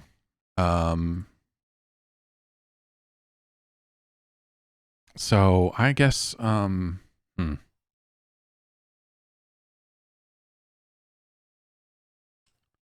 proven ingredients, proven doses, clinical quality, real science, real results. Yeah, we'll see about that. It's kind of hard to drink. I don't know. It tastes fine, but it's not something you can't chug it because it's just a little on the tart side, and there's a little bit of chemicals in there at the end too. So it's a little. It's a slightly hard drink, I will say. It's better than Bang Wild and Watermelon. It is better than Miami Nights. Yeah, it's better than Miami Nights. Is it better than the Watermelon Warlord?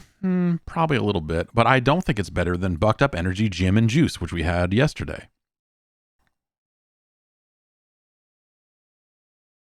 No, you know what? It's not as good as Watermelon Warlord. It's better than Crash Bandicoot 4. It's About Time Wumpa Fruit, though.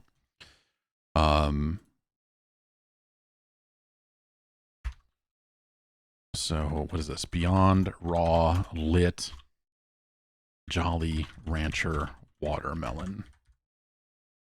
And let's get that on the list here. Make it official. And there you have it. It's our new number 34 out of 83.